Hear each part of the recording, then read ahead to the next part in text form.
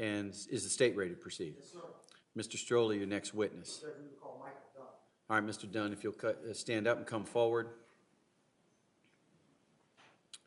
And we've already had our conversation about your testimony.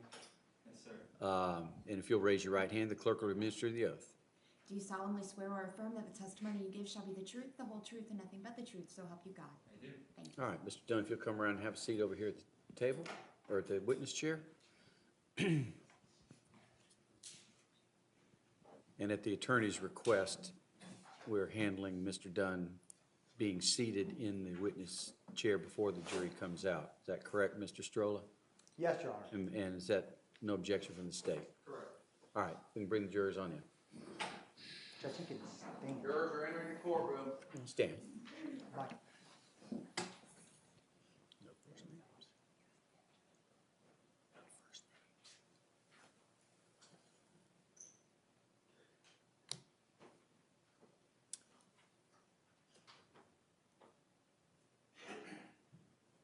Good morning, ladies and gentlemen, and welcome back. You can have a seat. I apologize for a little bit of a late start, but we had some matters that we just had to tend to. Hopefully that it will mean we've streamlined a few things as we go forward. So rest assured that we were working while you were waiting for us.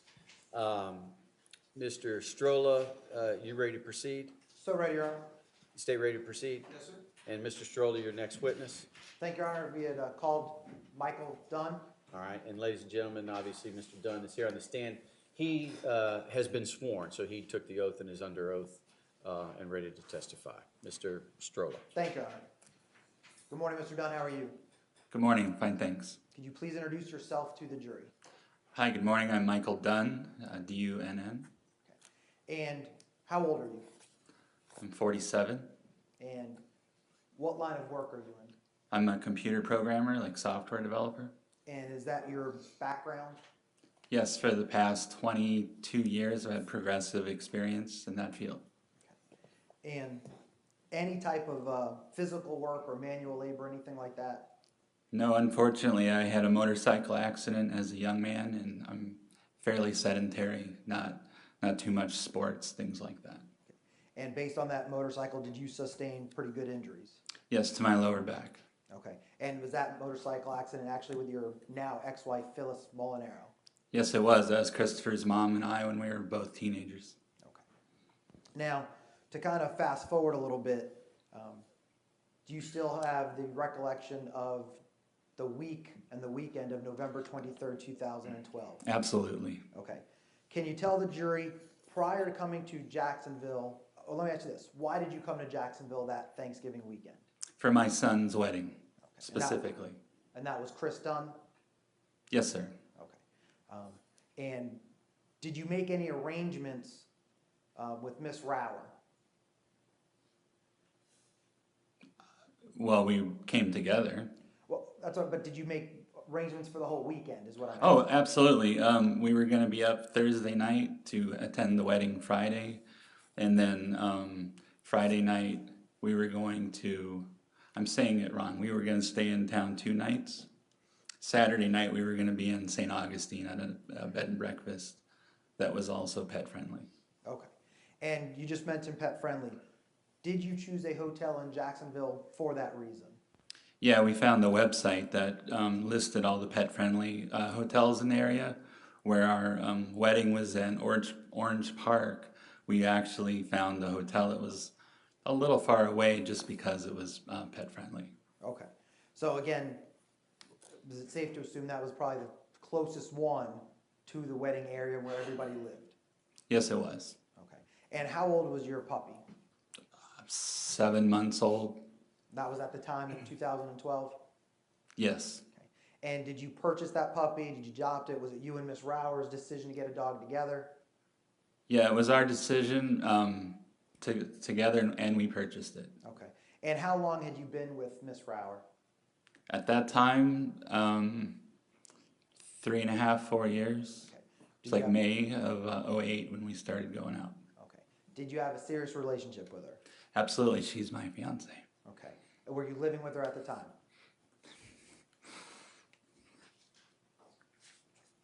Yes, we were. Okay. And how long were you living together? If we were together 3.5 years, we were living for 3 of those. So we dated about 6 months before things got serious. Okay. And where was this, I guess we'll call it a premarital home. Where were you guys living at that time? You don't have to give me an exact address, but what area were you living in? It was South Patrick Shores, commonly referred to as Satellite Beach. Okay.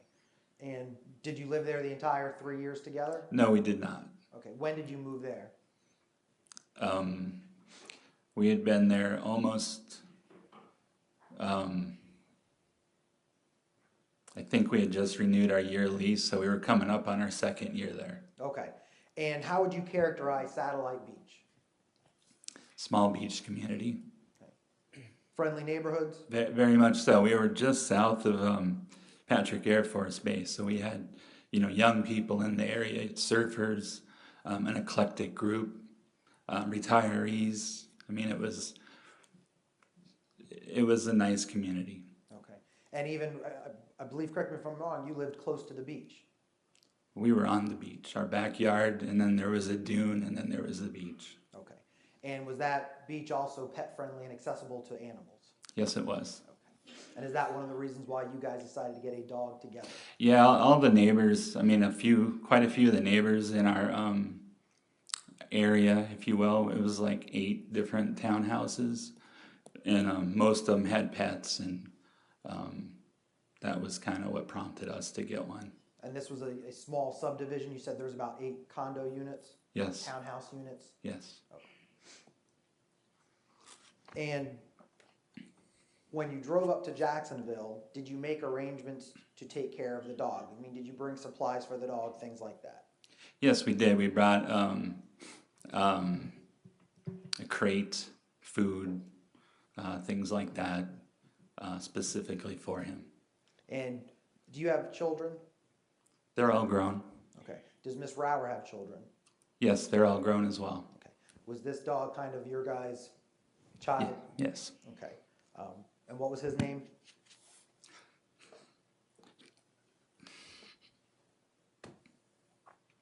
His name is Charlie.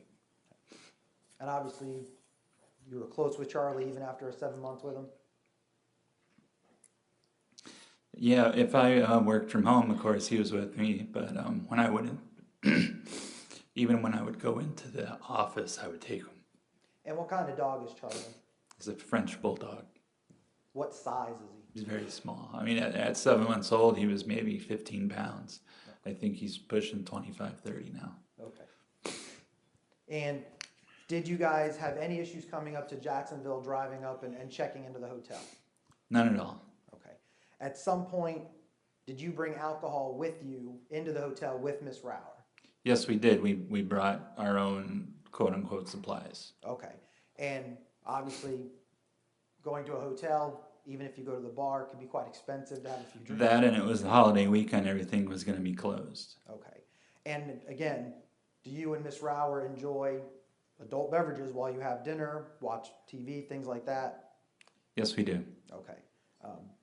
Obviously, again, we heard some discussions about you. Where did you grow up? In the Florida Keys. Okay. Comparing yourself drinking back as, growing up as a teenager in the Keys to now, a little bit different? Very much so. Okay. Now, do you hold a pilot's license? Yes, I do. Okay. And how long have you had a pilot's license? I've since 2005. Okay. And how would it affect your pilot's license if you had too much to drink or got in trouble for drinking? They will revoke your license. Okay. And we kind of heard some of your family friends and your parents' neighbors testify. Did you get your pilot's license to kind of be in part of that group? Yes, two. Okay. And how often did you go and spend weekends and nights at your dad's house for the planes? Every weekend. Okay. Every Saturday and sometimes Saturday and Sunday. Okay. And would you go there during the week at night to help your dad work on the plane, help neighbors work together? Yeah, Dad usually hosted dinner parties, just informal get-togethers, and so we would come by there to enjoy time with them. And would that also include holidays? Would the community kind of get together for holidays even? Yeah, it's a fairly tight knit group. If they weren't at mom and dad's house, they would be at somebody else's house. But it was the same crowd of people going from house to house. Okay. The day of your son's wedding, did you wake up and pour any drinks? No, we did not. Prior to driving over there, did you pour yourself a drink? No, Okay.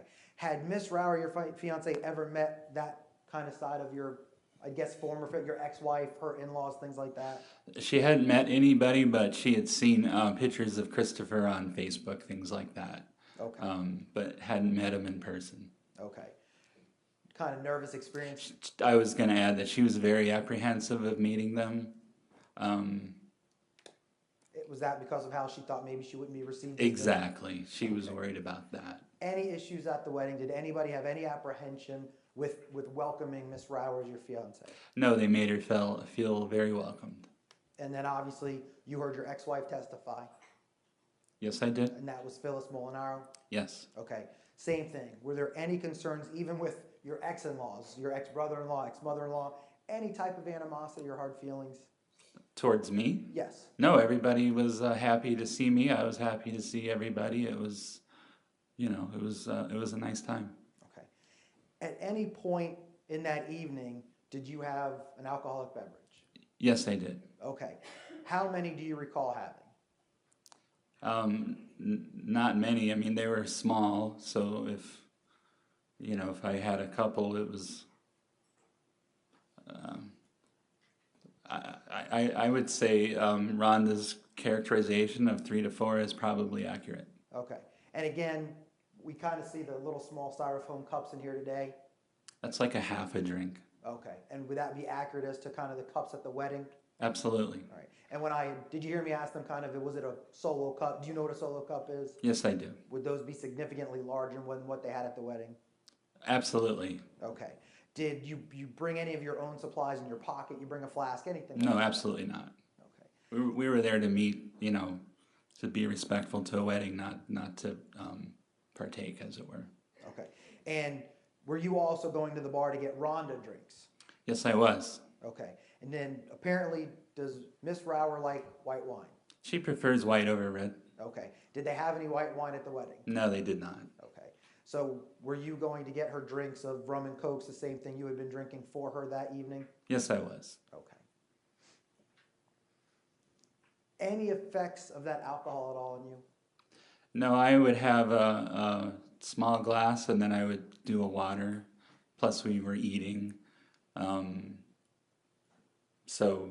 And that's what I was asking you. Did they have appetizers? Did they have an entree, main course, things like that? Yeah, they had a full buffet. I mean, it's full on dinner. And did you eat the buffet? Yes, I did. Did you ever go back for seconds? I think I did. At that time, were you working out or anything like that? Any type of physical fitness?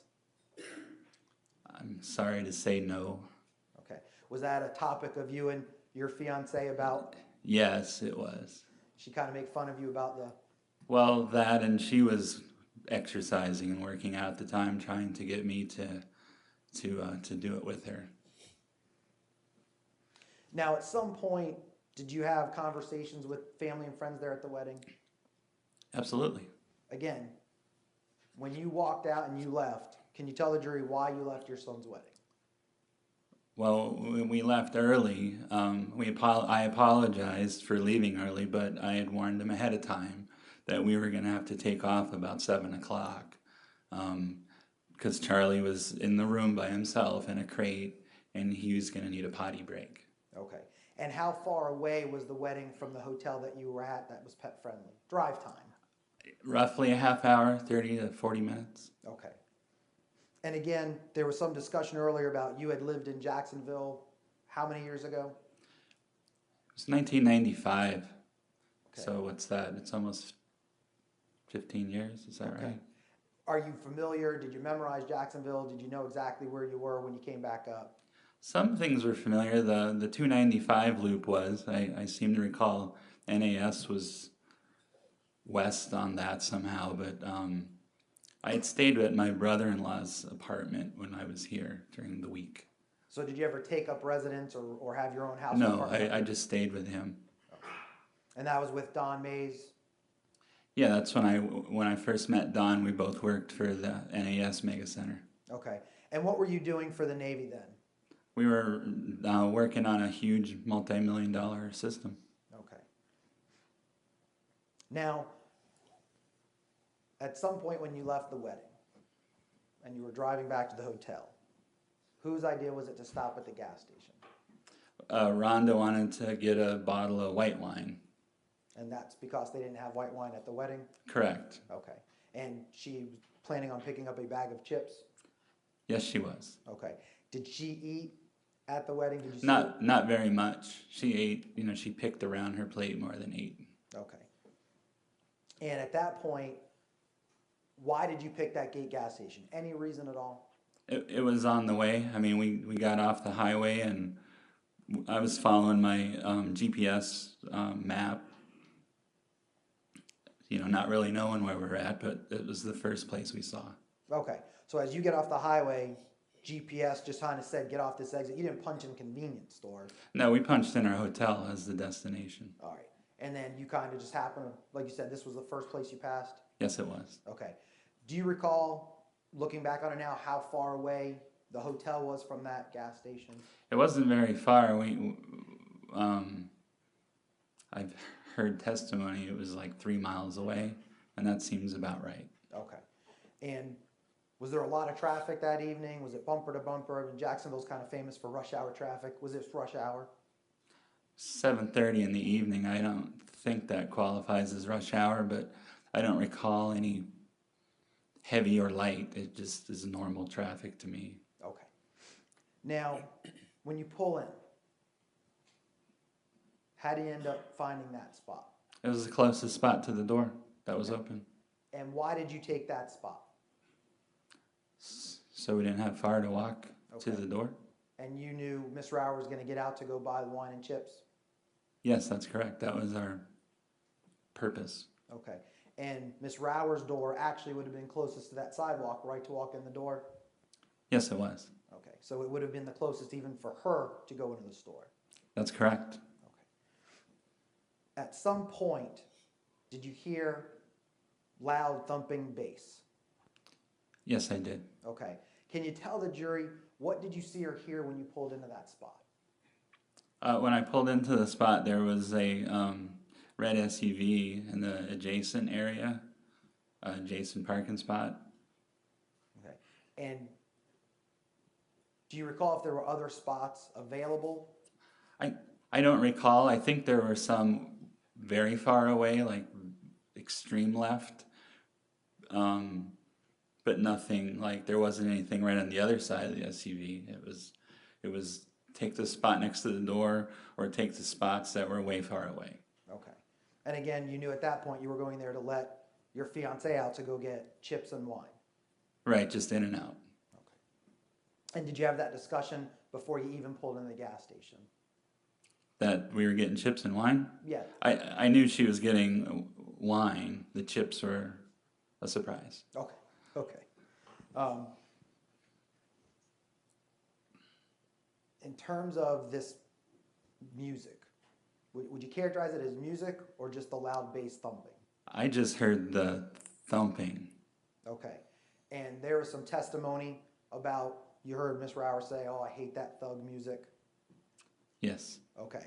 Was that because you could hear the lyrics or was that because the bass was so loud? It's just the bass. Okay. And do you recall if when you were parking there, how soon Miss Rower got out of the car? Did you guys sit there and have any type of conversation? No, I think our conversation was her holding out her hand for some money and me giving her a kiss, hurry back. Okay. So basically, is it fair to say it took a few seconds before you put the car in park and she was out of the vehicle? That's correct. Okay. She have any issues walking into the store? No. Okay. At that point, did you have any physical sensations about this thumping bass? It actually started a few seconds after she went in the store. Okay. There was music, but then it got really loud. Okay. And by really loud, was it just, it's kind of annoying, or was your rear windshield? But body panels of the SUV were rattling. My rear view mirror was shaking. My eardrums were vibrating. I Okay. mean, this was ridiculously loud music. Okay. And in Satellite Beach, you said there's young people, there's surfers. Have you been in an instant where people have their music or their bass loud? Yes, at gas stations, if you pull up and the guy right across the island from you is a Jeep or whatever, their cars tend to be open. I've had, I've asked people to turn it down before, and they do it happily. Okay. Do you do it, does it make you angry that people have their bass or music loud? No, not at all. Okay. Have you ever had, well, in your experiences, when you've asked someone, hey, would you please turn it down? Have you ever been threatened or cursed at back? Never. Okay. And when they do turn it down, what is your common response? Thank you. Sustain. That night, did you ask the guys in the red SUV to turn down that bass? I did. I said, can you turn that down, please? Okay. Did you say anything like, I can't hear myself think? If I did, it wasn't to them. It was kind of like a muttered to myself. Okay. But do you even recall making that statement out loud? I do not. Okay. And when you said, could you turn that music down, please? What was the response from the red SUV? They turned it off. And if the music wasn't off, at least the bass stopped completely. Okay. And at that point, what did you then say? I said thank you. Okay. Did you give any kind of hand signal or wave, anything like that? I did not. Okay. Were the windows up in the red SUV, at least in the front passenger? I looked to my left when I asked to turn the music down, and I saw the front windows were up. Okay. And were they tinted? Heavily. Okay. Could you see anybody who was behind there? No. Okay.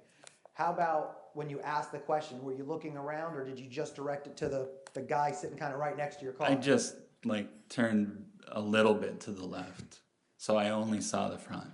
Okay. And did you have to lower the window and get their attention, or did you just... I put my window down because, who's going to hear you when the window's up, and turned to my left and said, could you turn that down, please? And was that red SUV front passenger door right to your left?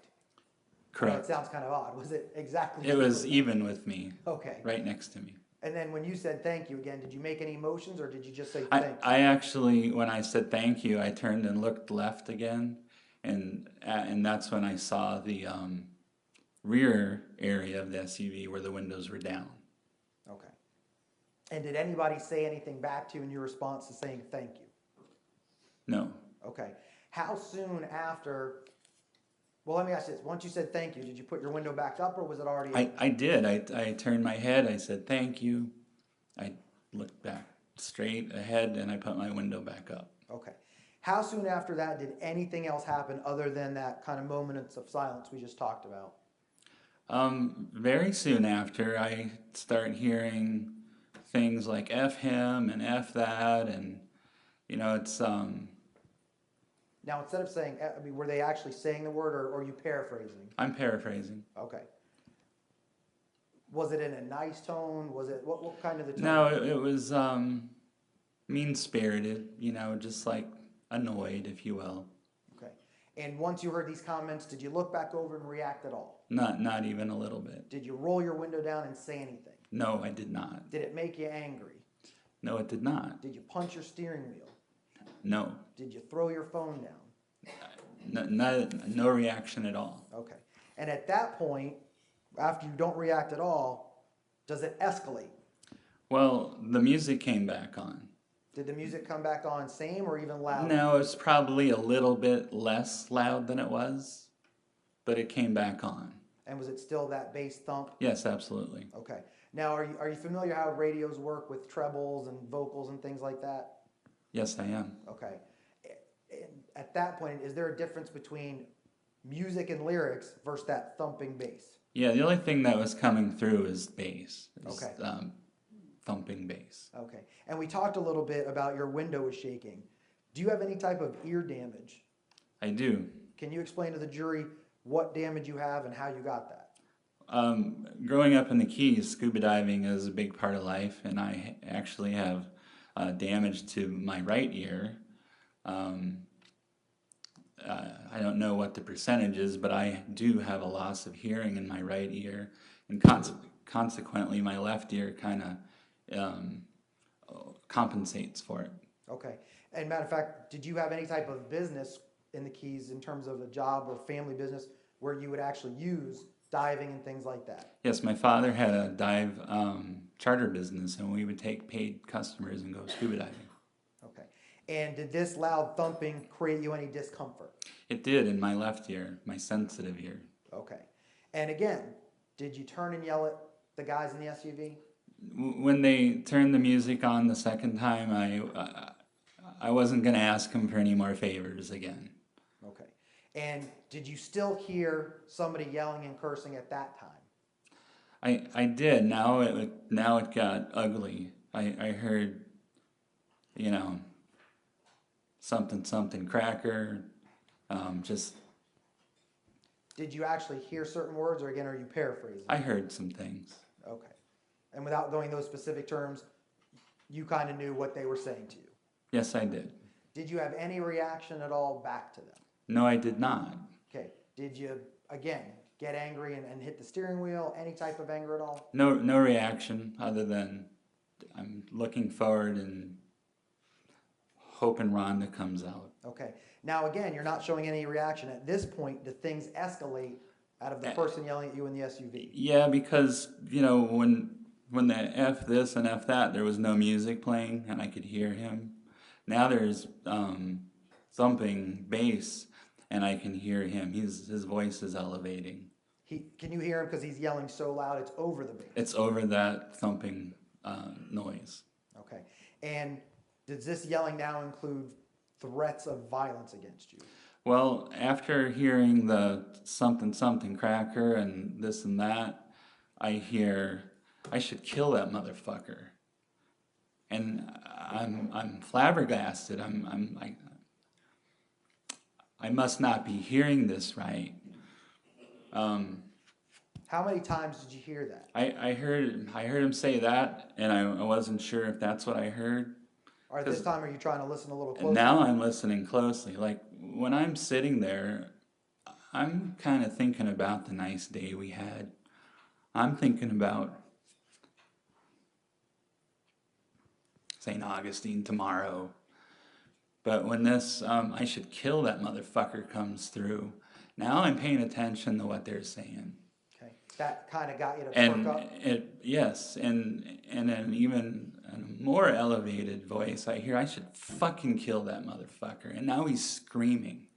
Okay. There's no mistake of what he said. That is what he said. Do you then look over to see, is somebody talking to you? I did. In fact, I'm to the point where I think it's time to try to de-escalate this. Okay. And what do you mean by that? To try to calm things down. Okay. And do you lower your window? I did. I put my window back down, and I looked left. And what do you see?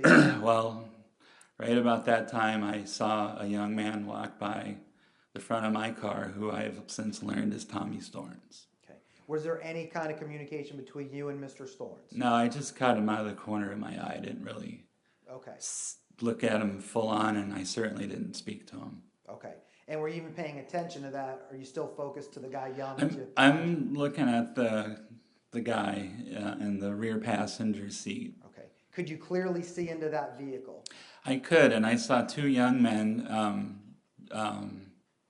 with menacing expressions. Did they look happy with you? No, not at all. Does the one, let me ask you this, was the window up or down on that back passenger SUV? Down. Okay, was it halfway down? All the way down. All the way flat down. Did you have any unobstructed view looking over your left shoulder, looking into that vehicle? An unobstructed view. Right. And you could see two men sitting there? Yes, I could. Two young men. Okay. And at that point, did they ever turn their attention towards you and look at you? They did, and I asked, "Are you talking about me?" Now, let me stop you there. There's a famous line with Al Pacino that says, "Are you talking to me?" Did you say that to these young men? I think the inflection on that is talking. And my inflection was on me. I said, "Are you talking about me?" Right. And why did you ask that as a question if they were talking about you? Well, they were saying they wanted to kill the MFer, and I wanted to know if I was that MFer. Okay. And if they did say yes, and you said you wanted to de-escalate it, what were your intentions of talking to that back passenger? Well, I wanted to make it clear that I had said thank you. I mean, I didn't mean any disrespect by asking him to turn the music down. Did you tell them to turn it down, or did you ask them? I asked them, I said please. And have you done that before in the past? Absolutely, without reservation. Okay. And again, saying a common courtesy is to say thank you when someone does you a favor. Absolutely. Okay. And at that point, when you said, "Are you talking about me?" does that individual give you even time to then further talk and say, "I said thank you," anything like that? No, it escalated. Okay. Did you escalate? No, he did. Did you get upset? No. Did you have any words at all to him other than, "Are you talking about me?" There wasn't time. I mean, I didn't have a chance to say anything. And what was the response from the person in the back passenger of that SUV when you said, "Are you talking about me?" He reached forward and picked something up and slammed it against the door. Okay, when you said he reached forward, did he reach into I'm that sorry, front he passenger? reached down. Okay. Down towards his feet? Down towards, I mean, I could see his shoulders move. I couldn't see his hands. But you can imagine if somebody's shoulders move forward that they're reaching down. All right. Could you see him actually lean down towards the floor of that car? Yes, truck? I did. And at that point, did you reach for your firearm? Absolutely not. Did you try to flee or get out of the car or think anything was going to escalate in terms of physical violence? No. Tell the jury, after you see that person in the back seat reach down to the floor, do they come back up? Do they sit Yes, back up? yeah, he not only came back up, but he slammed whatever it was against the door. Okay. Could you see something against that door? Yeah, I saw sticking above like the windowsill about 4 inches of a barrel. Okay. Let me ask you this. Did he put it out the car? Did he hold it straight? Kind of describe to the jury what exactly you saw he did. Like this and slam it up against the door. All right. And could you hear metal hit the door? It's like a thump. Okay. Loud enough for you to hear? Even with the thumping of the bass going? Sure, it was a different sound. Okay. And you said it looked like a barrel of a gun or a shotgun? It was a thick enough profile. It was, to my eye, a 12 gauge, maybe 20. Okay. Tell the jury, are you familiar with 12 gauge and 20 gauge shotguns? Yes. How are you familiar with those type of shotguns? We do the sporting clays. That's like skeet, but, you know, the birds come from different directions. It's just like shooting skeet. Do you actually shoot birds? No, I'm sorry. That's what they call the clay pigeon. Okay. Kind of when you hear somebody say pull, and then Exactly. the clay gets shot out? Yes. Okay. When you said we, who is we? My father and quite a few people from the aviation community. Okay. And how long have you shot sporting clays? Well, I did it as a child. I say a child, like 12. But since 2005, fairly regularly with my father. Okay. Kind of a family, community activity? Yes, it would be one of those Saturday things. We would go fly and then go shoot trap. Okay. And so you understand how shotguns work? Yes, You understand how they fire? absolutely. You understand how projectiles come out of a shotgun? Very much so. Okay. Now, at this point, he reaches down and slams up what you think you see as a shotgun. Is that correct? Yes, sir. Do you reach for your firearm? No, I do not. Do you say anything to him of "you're dead"? Any words? No, exchanged at that point? he slammed something against the door and said, yeah, I'm gonna fucking kill you." Because when I asked him, "Are you talking about me?" he was just saying I should kill that MFer. And I asked him, "Are you talking about me?" And I didn't know what it was at first, but when he says, "Yeah, I'm gonna fucking kill you," I look and I'm looking at a barrel. He's showing me a gun and he's threatening me. Okay. And again, you said it was only a few inches of that barrel? Yeah, I'm estimating 4. Okay. And again, at that point, did you grab your firearm? I did not. Okay. Did you have any words back in terms of retaliation? No, I was in fear for my life, and I was probably stunned. Okay.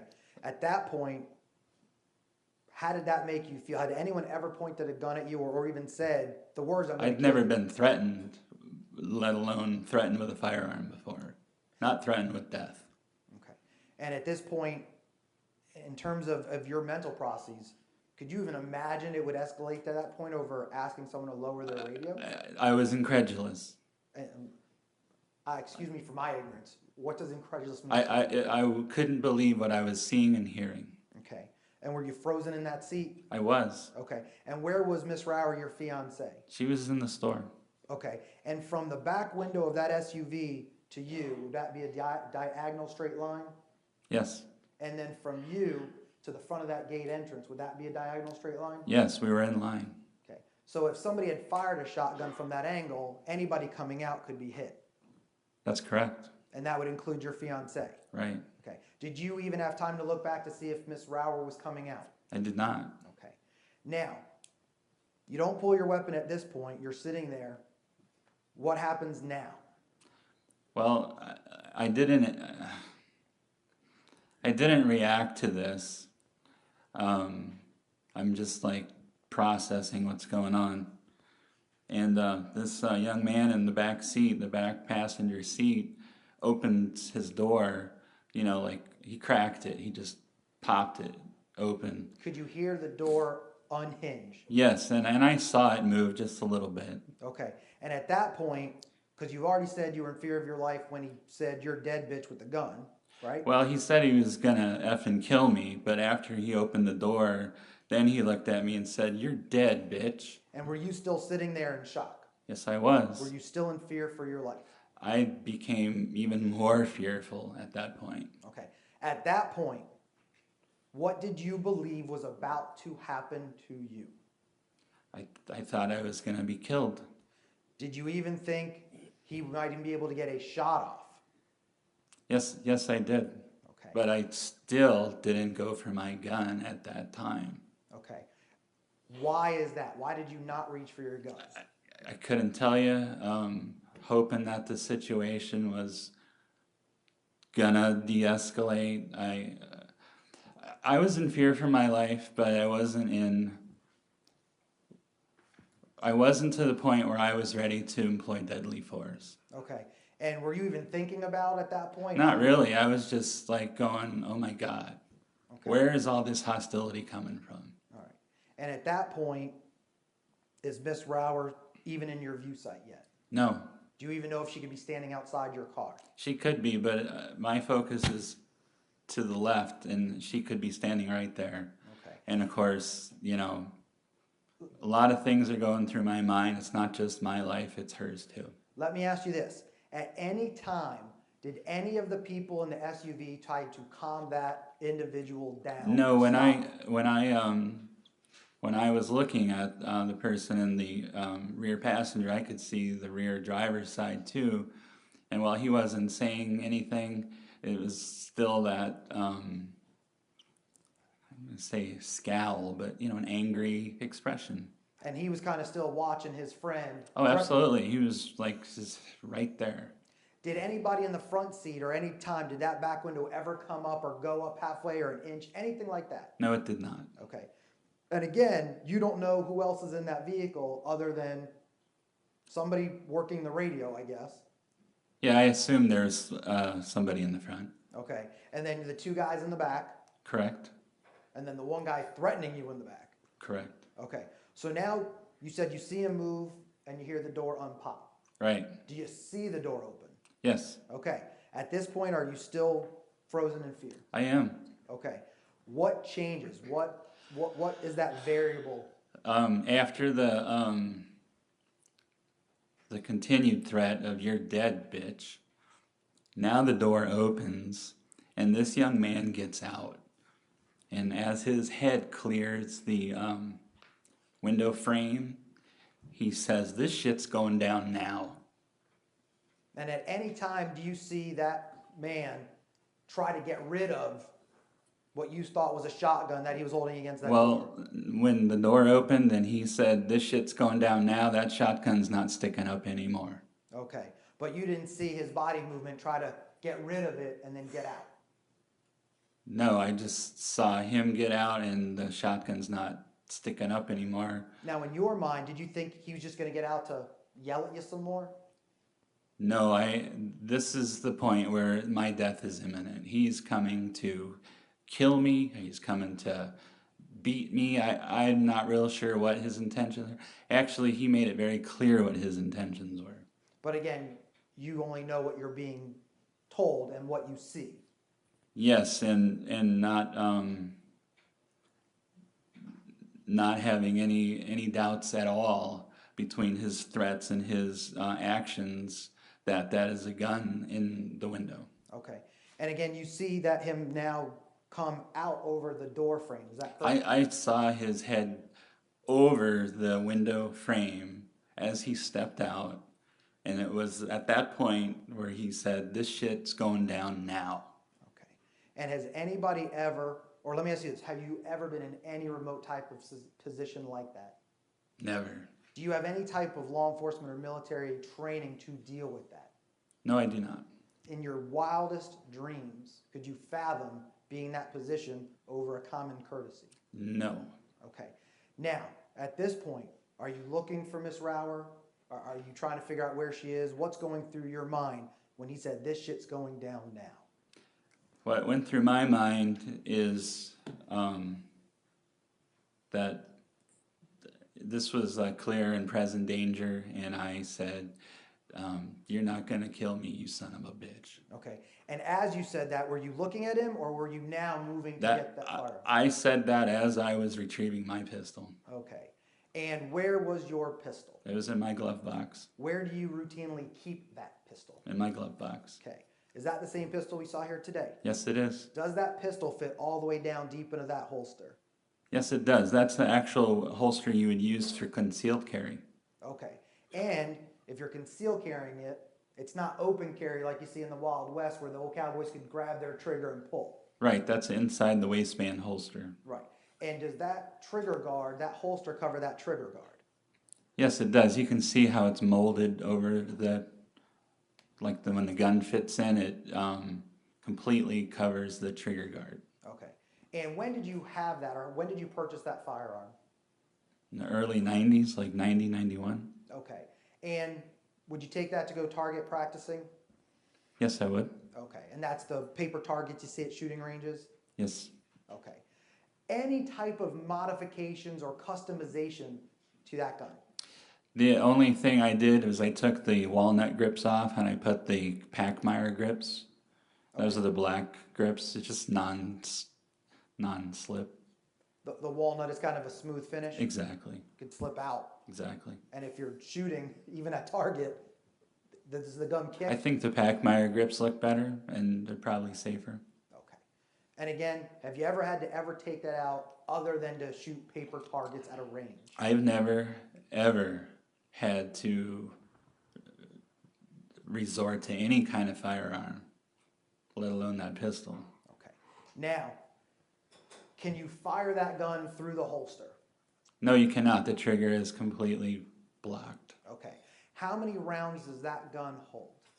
15 in the magazine. Okay. And you heard Ms. Pagan testify that you can carry one chamber. Is that correct? You could. I don't do that. Have you ever carried your firearms either in your house, your car, on your person, what I would call live, meaning there's a live round in the chamber? No, I don't believe in that. I think that it's a safety issue. Okay. And again, have you had guns since you had a family? Yeah, with young kids in the house, especially a revolver, a kid is strong enough to pull the trigger and snap it, and a revolver is just not safe. Same thing can be said for a double action pistol. If you have a round in the chamber, they're strong enough to pull the trigger, but they're not strong enough to work the slide. At least not enough Not until they're old enough where they know better. Okay. And again, there was some mention about your son, Chris Dunn. Hmm. Okay. You and Phyllis Molinaro separated when he was quite young. Yes, Okay. Did Miss Molinaro go on to get remarried to another gentleman? she did. Did she have kids with that gentleman? Yes, she had a daughter. Did you go on to get remarried to another woman? I did. Did you have kids with that one? Yes, I have 2 daughters. Okay. Now, and is that why part of your rationale is you don't carry it loaded? Right, because of my young daughters. Okay. Now, That pistol's actually older than they are. okay. Okay. With that being said, when you reached over, tell the jury what you did to grab it. Is your glove box locked? What's going on? Well, How you grab it? my glove box isn't locked, but you know, the way my seat is kind of tilted back, I had to lean forward once to pop the glove box, Okay. then bounce back, then lean forward again to grab the pistol, like leaning forward a little bit farther. Okay. And then when you grab it, is it still in the holster? Yeah, I grabbed the whole thing. Do you unholster it? I grabbed the whole thing and I threw the holster down at my feet in the car. And is this a very quick action that you're doing? Absolutely, I'm in a panic. And that's what I was going to ask you. At that point, do you also then rack the gun or cock the gun? Yeah, to recreate it, I grabbed the gun and I stripped off the holster and I put the pistol up into the window and cocked it and then turned to my left. Okay. At that point, when you turn to your left, are you trying to acquire a target, anything like that? I'm just pointing it at the direction of my attacker at that point. Okay. And that's the last place you saw this person who said, This shit's going down now, was the last thing he said to me. with a firearm or deadly weapon in his hand. Yes, I mean, everything he said and did cemented the fact that whatever he threw up against that looked like a gun was a gun. Okay. And at that point, were you shooting only to defend yourself? Yes, I was. Did you have any malice intent outside of what you've already testified to and why you grabbed your pistol? No, I do not. Okay. Had you ever met anybody in this red SUV before? No, I have not. Obviously, you've learned their names now. Have you ever had any kind of contact with them, their families, anything at all? No. Okay. Would they have even known who you are? Unlikely. Okay. And again, you said you hadn't even lived in Jacksonville since the mid-90s? Correct. Now, how fast, I know we kind of recreated and we walked you through it, but if you could you show the jury exactly what you did when you heard it's going down now? Well, if we say over here is my glove box, I'm looking out the window and I said, "You're not going to kill me, you son of a bitch," and I shot. Okay. And do you even recall how many times you shot? I do not. Okay. You obviously heard the video? Yes. Okay, you got to see the video? Yes, it was very impressive. Okay. And how did that make you feel watching it? It put me back in the moment. Okay. How did that make you feel? Scared. Okay. About as scared as you were that day? Not even a little bit, but it brought some of it back. Okay. And again, have you ever been put in that position before in your life? No.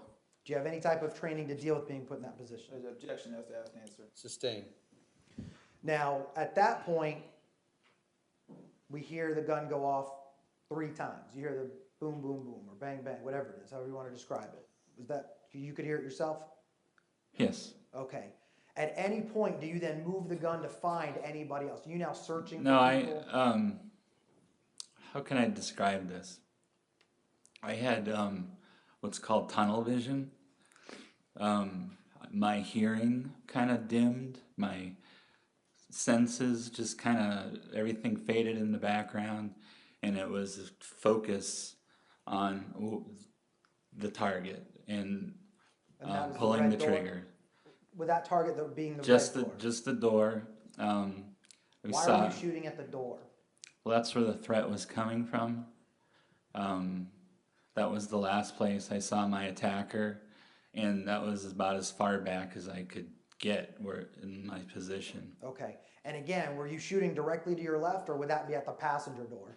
That would have been at the The front passenger. I was angled behind me Two-handed. I have a damaged right finger. I really can't shoot a gun because I have to use this as a trigger finger. I'd only be holding it with two fingers, so I have to hold it two-handed for the recoil. Okay. Judge, if I may, can I have him step down so the jury can actually see his finger? Sure. Mr. Dunn, if you wouldn't mind stepping down. Now, when did this injury happen to your finger? Okay. And does obviously, could you put your whole hand down so they can compare that finger to the others? I'm just gonna have, sorry, if you could just slide down. I hate to do that to you, Mr. Dunn.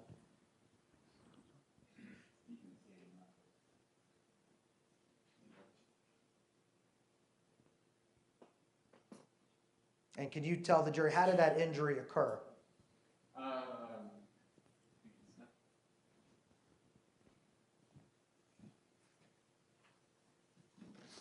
Just a home improvement project gone awry. Was that with your father? Yes, it was. Did he feel kind of bad? He feels terrible. Okay. And because of that, you said you have to hold it with two hands. Right, because I would otherwise just be holding the grip with two fingers, and that's not enough. Okay. And would you even have, would it almost injure you trying to fire the gun in that? I think it would jump out of my hand. I've never tried it, just out of a... Safety issue? Yes. Okay. Now, with that being said, is it even possible when you're firing back at that back passenger door, is it even possible, did you duck your head and try to aim those crosshairs or sights? I didn't aim, I pointed. Did you even have time to try to acquire a sighting and get the things lined up? My hands were rested on my windowsill. And why did you fire so quickly? What was still going through your mind at that moment, if anything at all? I was fighting for my life. Okay. At that point, you felt your life was still in danger. Oh, absolutely. Object to leading. Sustained. How did you feel in terms of your mental abilities of it being in fear? I was still fighting for my life. I was still in fear for my life. Did anybody yell out, no, we're just kidding, no, it's okay, any type of comments like that? No, nothing. Anything to de-escalate the threats towards you? Nothing at all. And at that point, at some time, do you now realize that the SUV is gone? Yeah, as I mentioned, I kind of was in a fixed position with the tunnel vision. I didn't realize the SUV was moving at first. You'll see in photos that there's 3 holes in the front passenger. That I was still aiming at the rear passenger, and it didn't register that the car was backing up. Okay. And at some point, you realize now there's no more red door in front of your face? I registered movement and stopped, but I'd already put 3 additional shots into the front passenger. Okay. And again, was that with any malice and intent for anybody in the vehicle other than the gentleman who threatened your life with a firearm? No, it was just a byproduct of the tunnel vision. Okay. And And the then panic. did you stop once you realized that SUV is now no longer? Yes, I did. And at that point, did you look up? Yes. And where was the SUV when you looked up? They had backed up directly behind me. Okay. So at that point, if you're facing this way, aiming out your door is closed? My door is closed, my window's down. Okay. Did you ever try to open the door, get out of the vehicle, and chase them down? Not chase them down, but I did open my door. Tell the jury, why did you open your door with the SUV behind you? Well, they had a shot at the back of my head, very, very easy one. And again, did you ever see anybody throw the shotgun or the deadly weapon away? No. And at that point, if they have a shotgun, what kind of sight do they have to you? Right, this is where Rhonda starts coming into my mind, because I know she's heard the shots. I know Rhonda.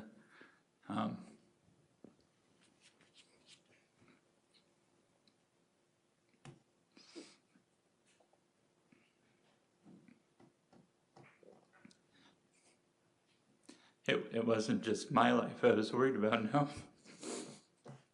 And was that, in terms of your mental state, how did you still feel at that point in terms of the threat of imminent danger?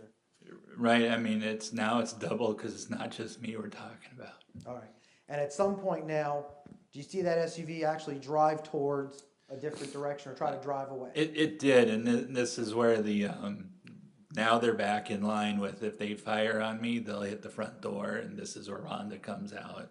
Okay, and again, with your gun, how many bullets can it fire at a time? One. And that goes in one direction? Yes, sir. Okay, with your experience in training, what does a shotgun blast do? It has a very nice spread. And the further you get away, the bigger that The spread bigger gets? the spread. Okay, that's kind of why you could shoot clays at 50 yards plus and still hit it? And hit it, yeah. Okay. Do you fire additional rounds into the back of the truck? I did, in my panic state of mind, I thought I fired once, but I've seen the photographic evidence, and I shot 3 times. Okay. What was your purpose of firing towards the back of that vehicle? Were you trying? I was worried about a blind firing situation where they would, shoot over their heads or whatever and hit me or hit me and Rhonda. Was the back passenger window still down? Yes, it was. Could a gun barrel be pointed out that window? Absolutely, it was at a 45. By 45, you mean the angle? Yes, sir. Not the firearm? Yes, I meant the angle. Okay. And at that point, what was going through your minds in terms of fear? Were you still in imminent fear? Absolutely. Okay. And what was your purpose of shooting into that vehicle at that angle?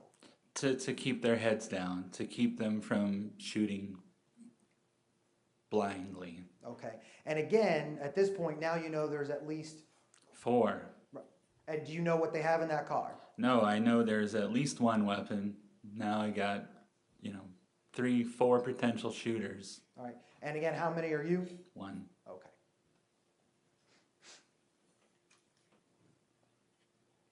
At that point, let me ask you this. After you fire the round into the back to keep their heads down, do you unload your clip? It's a common term. You just keep shooting until everything's gone. No, I did not.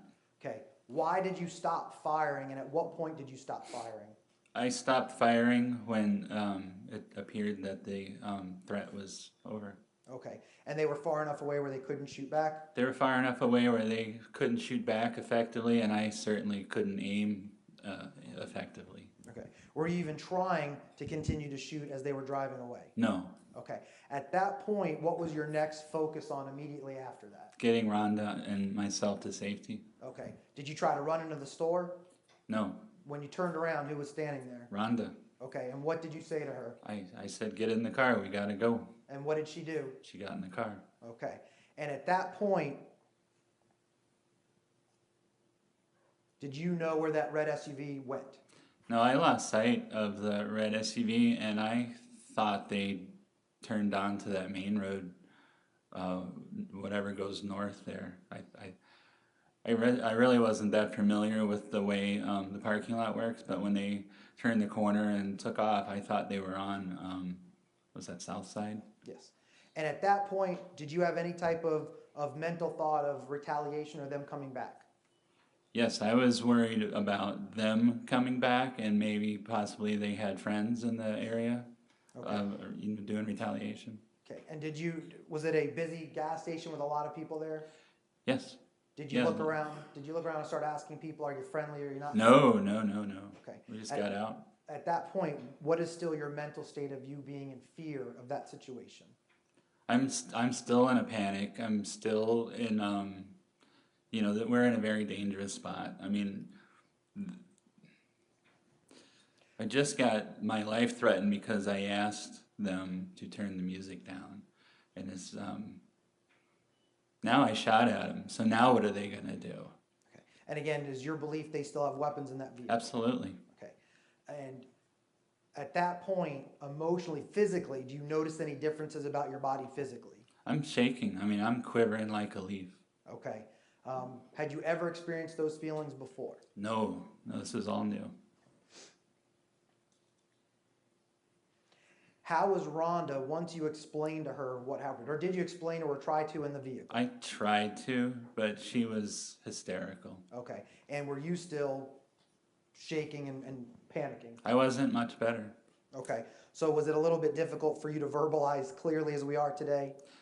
Yes, it was. I mean, I tried to get out the fact that they were threatening me. I tried to get out the fact that they were advancing on me. I tried to get out the fact that they were armed, but it was difficult, to say the least. And was that because of your mental state? Both of ours. Okay. Now, how far away, you said, did it take you a long time to get back to the hotel? No, not at all. Do you even remember the ride back, or was it all? I don't remember pulling in. I Okay. mean, You heard Rhonda testify that she got out and she jumped out of the car and ran in. Do you recall that? vaguely. Okay. Do you even recall what parking spot you parked in? No, Okay. Do you even recall where in the parking lot vicinity you parked? no. Okay. And once Rhonda runs in, she's still visibly upset, obviously? Yes, she was. Okay. And at this point, is there any communication between you and her about what you're going to do next or why? Anything like that? No. Okay. What do you do in terms of your firearm? I safed it. I took the magazine out, and then I took the shell that was in the barrel out, and I put it back into the magazine. Okay. And did you have a little bit difficult time? Were your hands still shaking? Yeah, I think I dropped stuff. Okay. And at that point, were you even worried about grabbing it and shaking of what might happen? I was being very delicate. Okay. In terms of your emotional state at that point, were you worried about being followed? And I don't mean by police, I mean people trying to find you to hurt you. Absolutely. We were staying at a hotel that has like a club room at the top floor, and we were there looking out the windows, like a waking nightmare. Every car was a red SUV. I mean, to us, we were just. You have to understand, we didn't know anybody had been hurt. We thought we had just made them go away, and that they were going to come back. Okay. And again, at this point, have you ever been in any type of situation even remotely similar to this? Judge, objection No. to abstain. Sustained.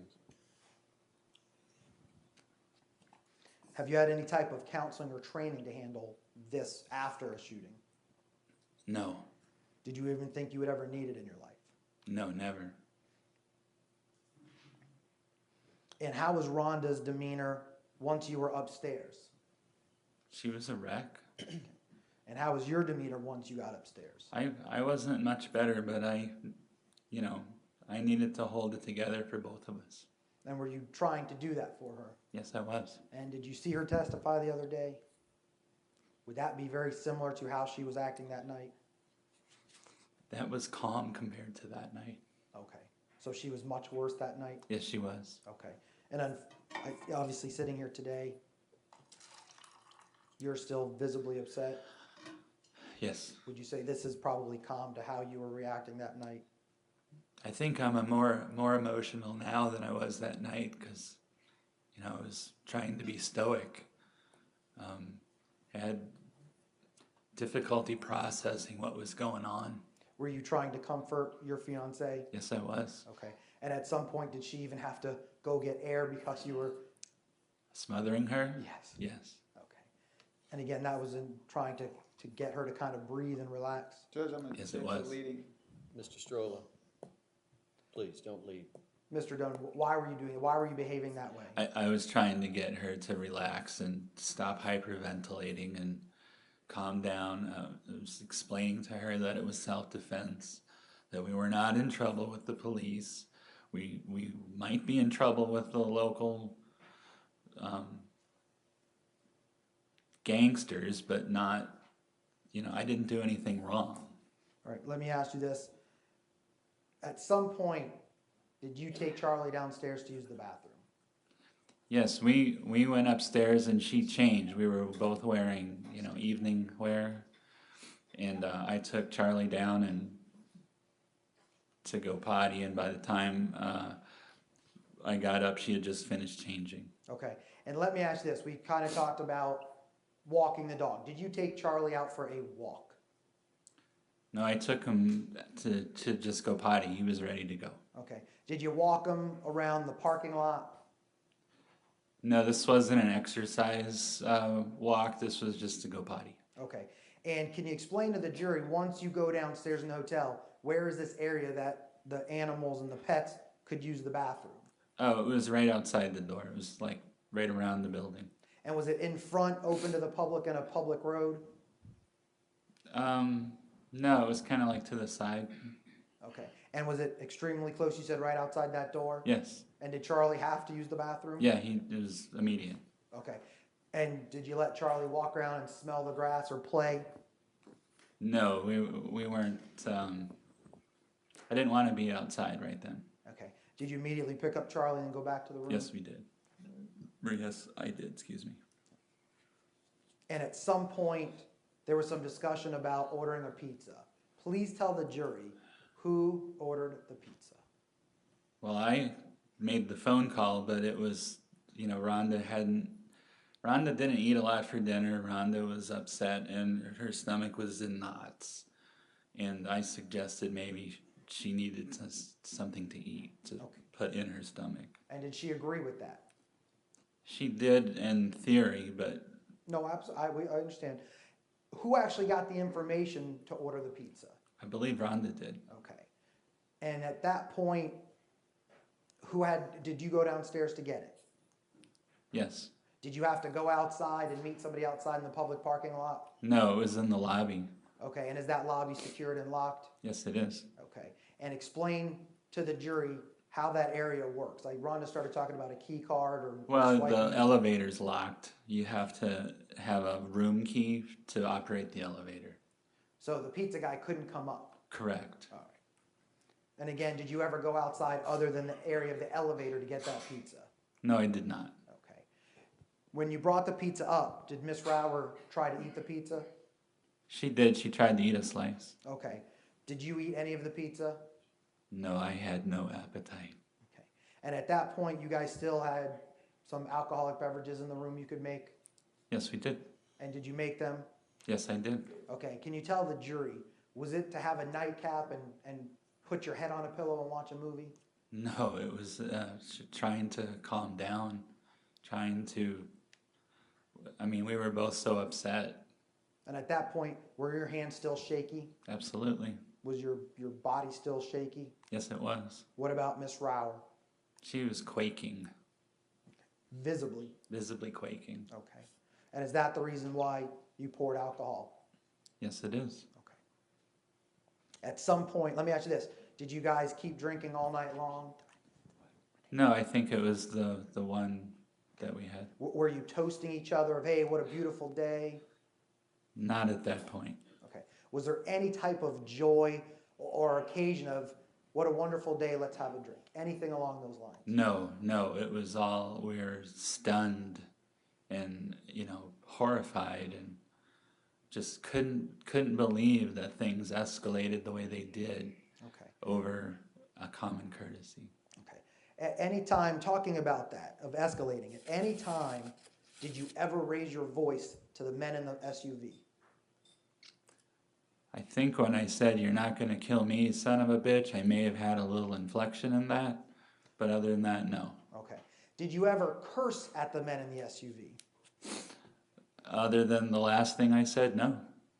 Did you ever say anything derogatory at all to the guys in the SUV?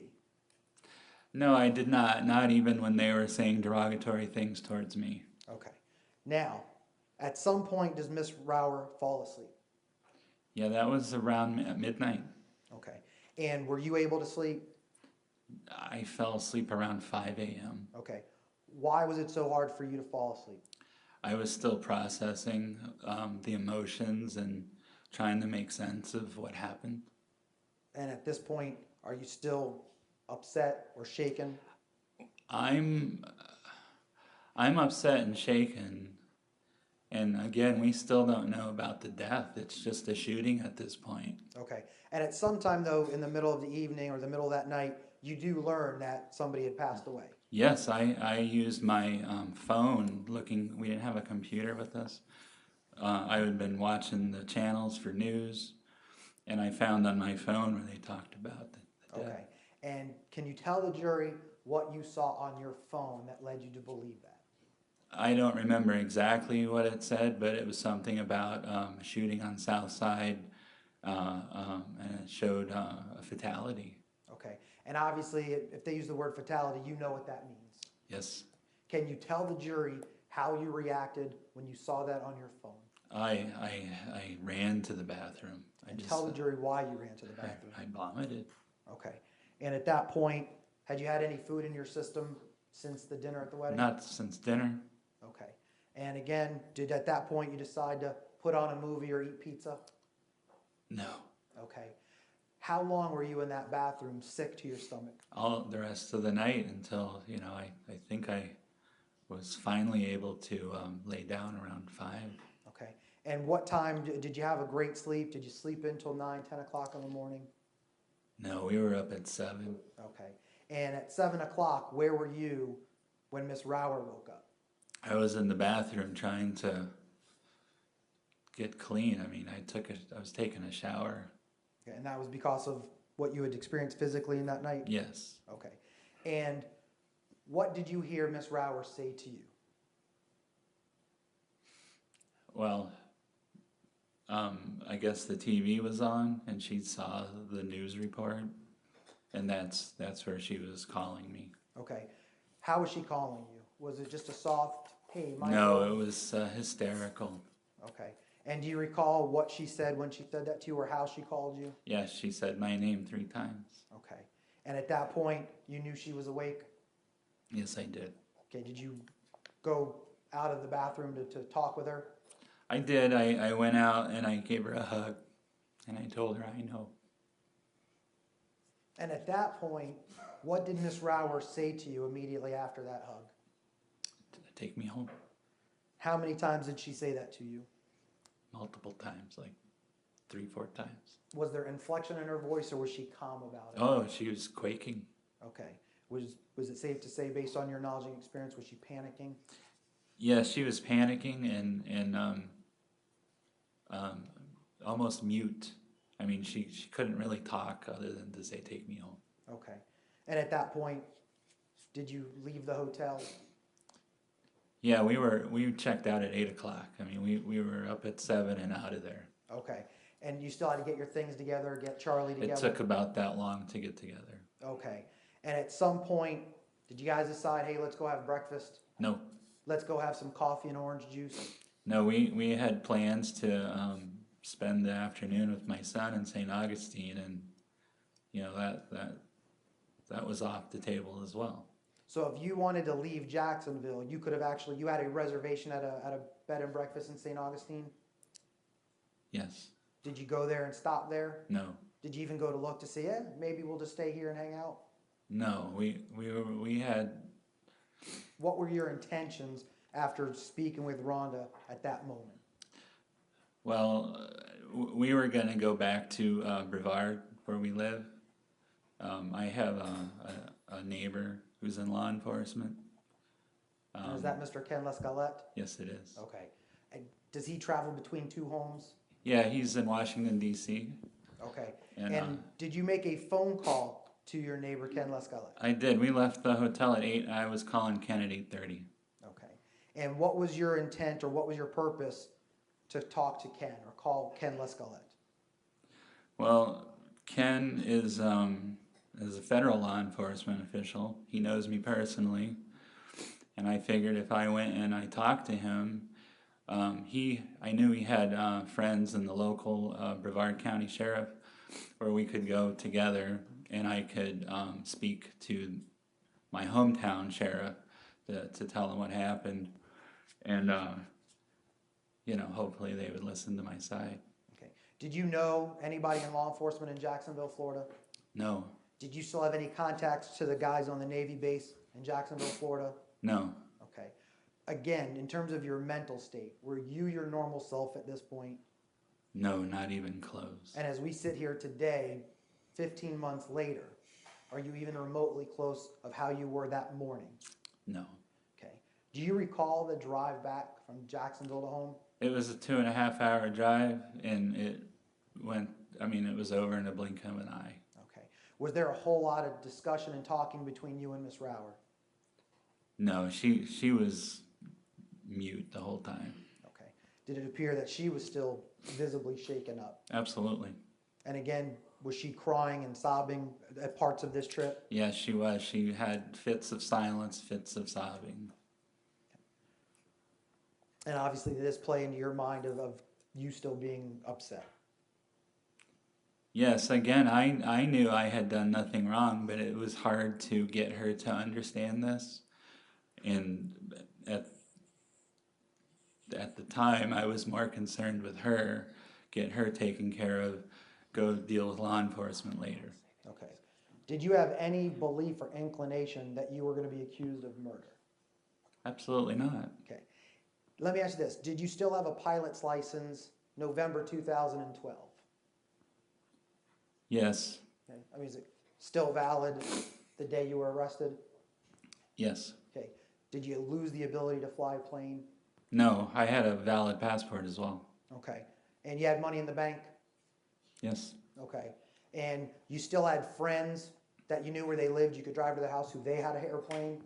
Judge, I'm gonna Yes. take the leading. Sustain? Let me ask you this, Mr. Dunn. Did you still have friends, if at all, that owned airplanes November of 2012? several. Okay. Did you drive to their house? No, I did not. Did you call them? No, I did not. Did you ask anybody to try to fly you to the Bahamas or another country, anything like that? No, I did not. Did you contact the airlines? No, I did not. Did you contact a car rental place? No, Did you even try to stop anywhere to use your credit card, to do anything, to buy a bus pass, anything like that? no, I did not. Okay. Did you get a hold of Ken Lescalette when you called there at 8:30 in the morning? Yeah, I did, and the purpose of my call was to make sure that he was going to be home, and I told him I would be there about 10:30, and I had something very important to discuss with him, and I wanted to make sure he was going to be there. Okay. And did he indicate to you he would be there to talk to you? Yes, and he was. Okay. When you got home, we saw some pictures of where you guys used to live. Do you recall seeing those pictures? I do. And there was a little bluish silver truck outside. Whose car was that? That's Rhonda's. Okay. Where does Miss Rower normally park? Right where that car was at. Okay. And where do you normally park? In the garage. Okay. Why do you keep your car in the garage and hers outside? Hers is bigger, mine is newer. I mean, a combo of the two. And matter of fact, that's only a little one-car garage. Right. I saw some things on the walls on the side. Why are those there on your Those wall? are like door protectors, little bumpers. And are those in line with exactly where your door would open? Yeah, I installed those. Okay. Let me ask you this. When you pulled in, did you close the garage? No, no, Did you try to conceal your vehicle? absolutely not. Did you go try to ditch your vehicle somewhere else and have somebody pick you up? No. And when you get home, what's the first thing you and Rhonda do? We unloaded the dog. And where did you go after that? I went, headed out to the backyard, and that's how I would get to my neighbors. Okay. And kind of explain for the jury, because we didn't get a lot of pictures of your neighborhood. Is it kind of where like all the doors face in the front like a regular house, or are the doors on the side and the back? Most of the front doors face the road, the back doors face the ocean, but the side units, the front door is actually on the side. And where does Mr. Lescalais He's live? on the side. Okay. So He's got a back door, but I was going to say, what's the easiest path to get to his house? the back. Okay. And have you done that before? Yes, Have you socialized with him before? yes, Okay. So to walk to that back door was not going to surprise him? no, Okay. that was the usual. Okay. And at some point before you went over to Mr. Lescalais' house after unloading Charlie, did Miss Rower get a phone call? She did. Her phone rang, and it was a 904 area code, and we assumed it was my son calling, and I answered. When you answered the phone, did you try to disguise your voice? No, Did you try to muffle it and say, hey, don't use my name, any type of deception? no, absolutely not. And when you answered the phone, who was on the phone? It was Detective Musser. Okay. And did he tell you who he was and say, this is Detective Mustard? Or did he just say it's a detective from Jacksonville? Detective Musser, I'm homicide detective from Jacksonville. Okay. And as soon as he said that, what was the first things you said to him? I know why you're calling. It was self-defense.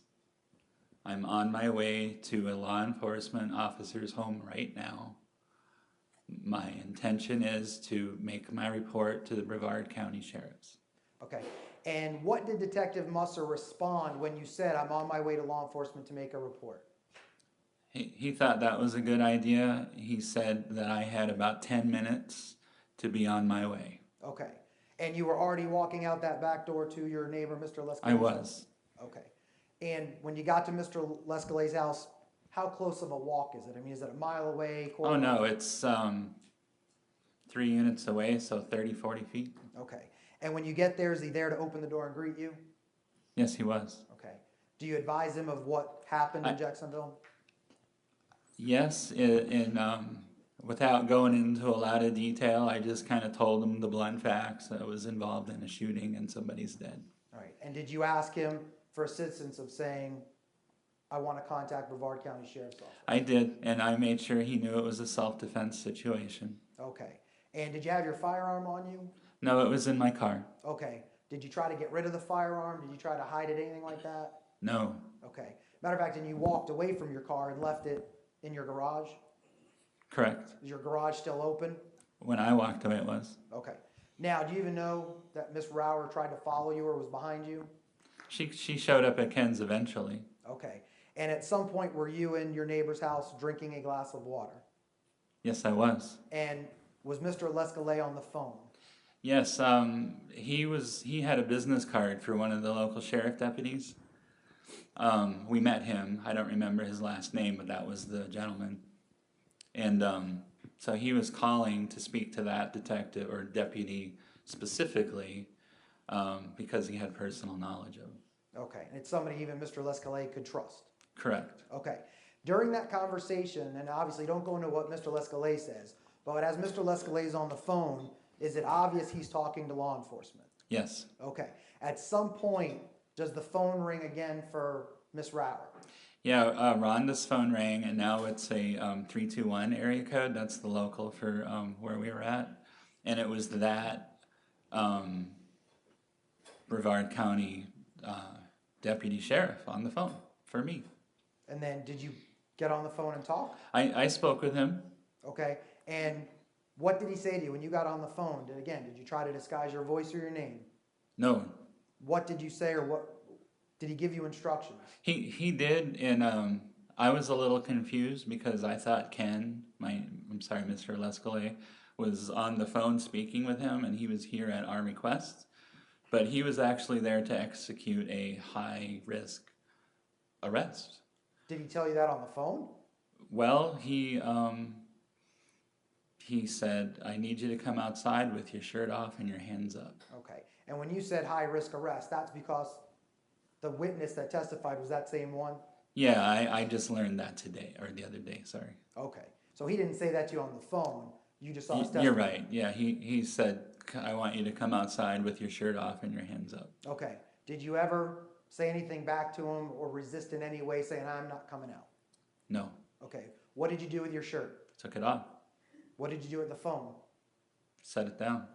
Where did you do with your person? I went outside. Okay. When you walked outside Ken's front door, or did you walk out his back door? I went out his front door, which is the side. Okay. And that would be closest to the road? Well, actually, it was there was a wall dividing our area with another condo. So it was closest to a wall on the north side of the compound. Oh, let me ask you this. If you wanted to flee, could you have hopped that wall? Yes. Would they have even known you had hopped that wall? I don't think so. Let me ask you then, tell the jury why you think that. When you walked outside of Ken Lescalet's house, what direction were the Brevard County Sheriff's Office facing? They were facing my front door. And were you actually behind them? Yeah, Mr. Lescalet has extended cab pickup truck, so it's like 30 feet long. So I had to walk past the truck to get out to the parking lot, and that put me 20 feet behind the sheriff's. And because they were focused on your unit. Yes, with rifles. All right. And at that point, did they know you were behind them? They did not until I announced my presence. Did you try to run? No. Did you try to flee or hop a wall at that point? No. Okay. At that point, how did you get their attention? I think I called out to them. Okay. I don't recall what I said, but it was something like, I'm over here. Okay. And did that take them off guard when they turned around? Very much so. They seemed surprised. Okay. And again, you're standing there with your shirt off, In my hand. as instructed by law enforcement. Yes, sir. And what instructions did they give you at that point, if you recall? I think they wanted me to kneel with my ankles crossed. And did you do that? Yes, I did. Did you comply with all of their instructions? Everything. Did you ever resist, become aggressive, verbally challenge them, anything? No, I had no reason to.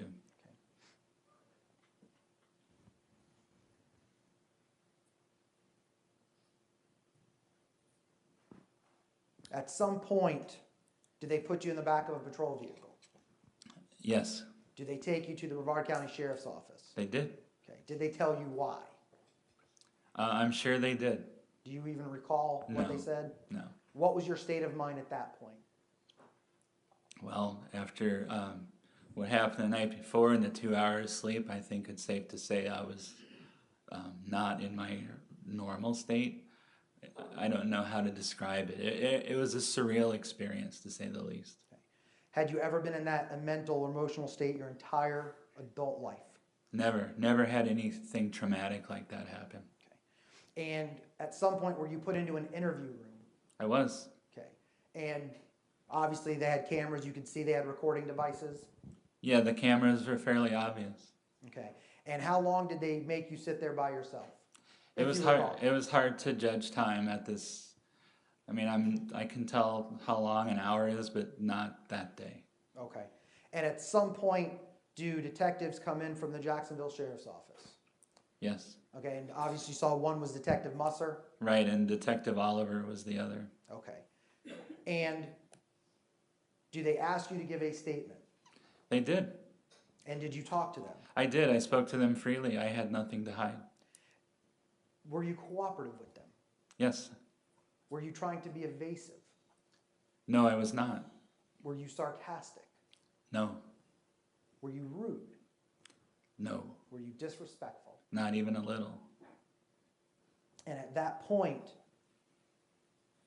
did you even know that they had already had a warrant for your arrest for murder? No, I did not.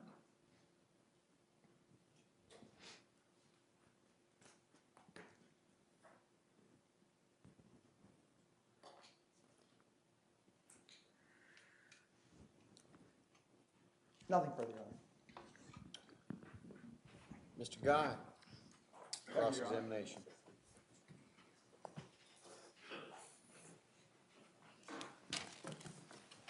Mr. Dunn, you love Rhonda Rauer, Yes, sir, I do. right? You love her a lot, right? Yes, sir, I do. And you loved her back then, correct?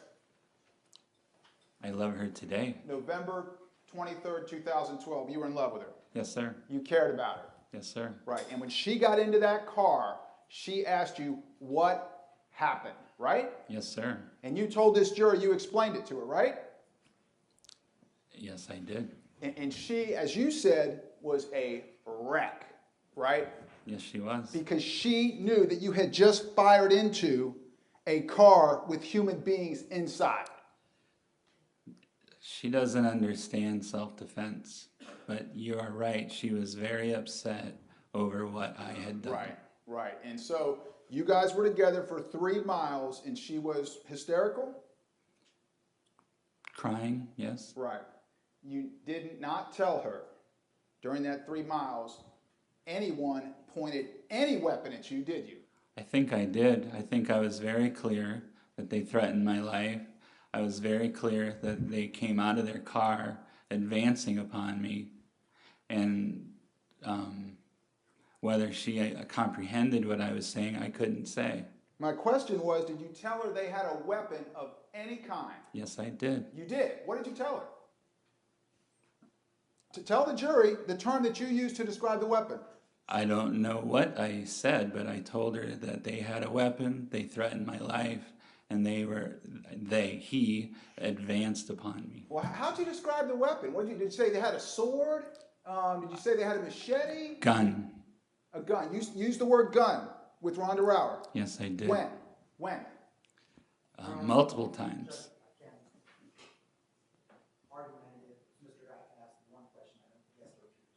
One at a time, Mr. Guy.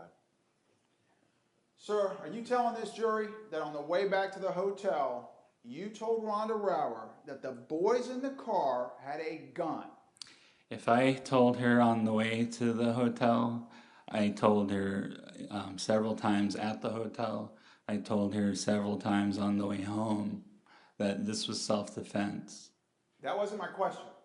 Well, the whole conversation revolved around gun, threat. They came out of the car at me. So it wasn't just they had a gun. Because when he just had a gun, I didn't shoot him. It wasn't until he made specific threats and got out of his car and came after me. Okay, I'm gonna So repeat all my of question. that was part of the conversation. All right. I'm going to take this in little tiny increments now, so follow me. From the time you left the gate station to the time you got back to the Sheraton, how many times did you use the word gun to describe what the boys, let me finish, what the boys in the car had? I couldn't tell you. Was it more than one? At least one. Okay. And when you got back to the hotel, she was still a wreck, right? That's correct. She was upset. That's correct. She didn't even go into the room, right? She She- was sitting out by the elevator. She went into the room to change, and then we went out to the club room. Right. And she, as she testified, was waiting for the police to come, right? Well, we were waiting for the red SUV to come. Now, that's what I was waiting for. I couldn't tell you what she was waiting for, but that was the sentiment that I understood, that she was waiting for retaliation. Okay, and we'll get back to that, the SUV. How many times during that time did you tell her they had a gun? I don't think we discussed it because we were in a public area. Okay, well, you did go back to your room, correct? I'm talking about in the club room, I understand. Now I'm talking about you go back to your room, right? right? She was still a wreck. Yes, she was. Okay, tell the members of the jury how many times you said to her they had a gun. At least once. And when she woke up, she heard that somebody had been killed, right? Yes, she did. Okay, tell the jury how many times you told her at that point, don't worry, honey, they had a gun. I didn't say that. The truth is, Mr. Dunn, you never told Rhonda Rower ever that they had a gun. That's incorrect. Hang on. Counsel testifying as the truth is this, was asking the question. It's cross-examination, Mr. Strollo, overruled. Mr. Dunn, the truth is, you never told the love of your life that those boys had a gun. You weren't there. Did you? You did tell her then? I said you were not there. I get that. I know that. The truth is, you didn't tell her about a gun, did you? I mentioned the Hang gun. on, Mr. Strollo, if you want to object, please stand up, and make the objection loudly so everybody will stop. Judge, I don't think it's been answered. I forgot the question. Ask the question again and see if you're going to make the same The objection. truth is, you never told Rhonda Rower they had a gun. That is incorrect. Same objection. All right, well, he's answered. You never told them they had any kind of weapon, did you? That's incorrect.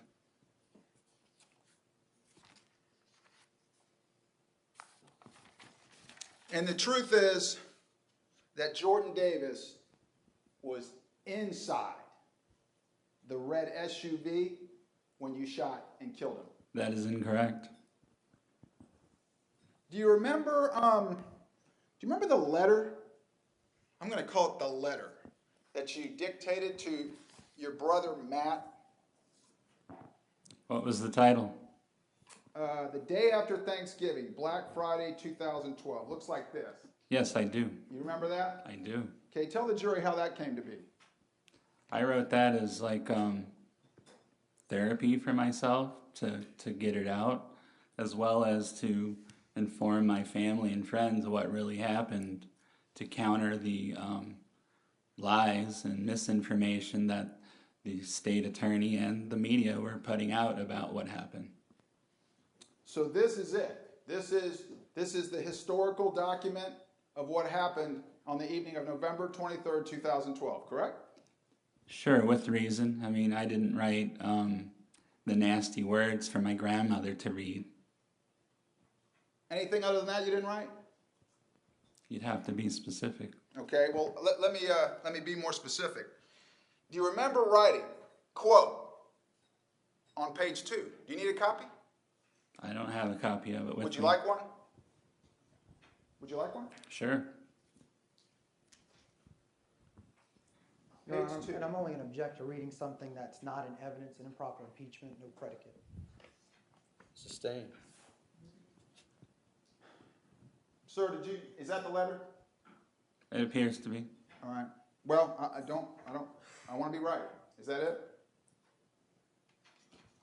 And Judge, for the record, I'll mark it, I think we're on 8S.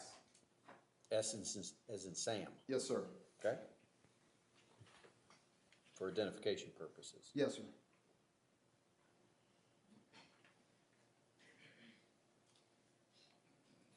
Yes, this is the letter.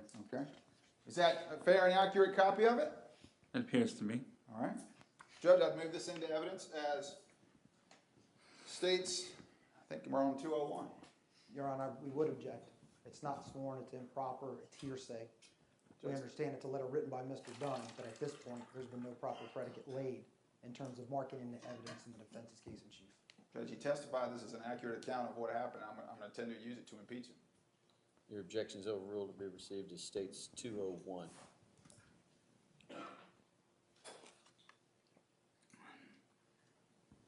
Thank you, Madam Clerk. Again, the top of page 2. I'm going to ask you to look for this language. Quote, when I turned back to my left, the guy who was advancing on me had apparently seen me go for my own weapon and dove Your Honor, I'm back only gonna inside. object. It's improper impeachment. He hasn't been asked if that's what he said. He hasn't been asked. Sustained. Judge, let me clarify.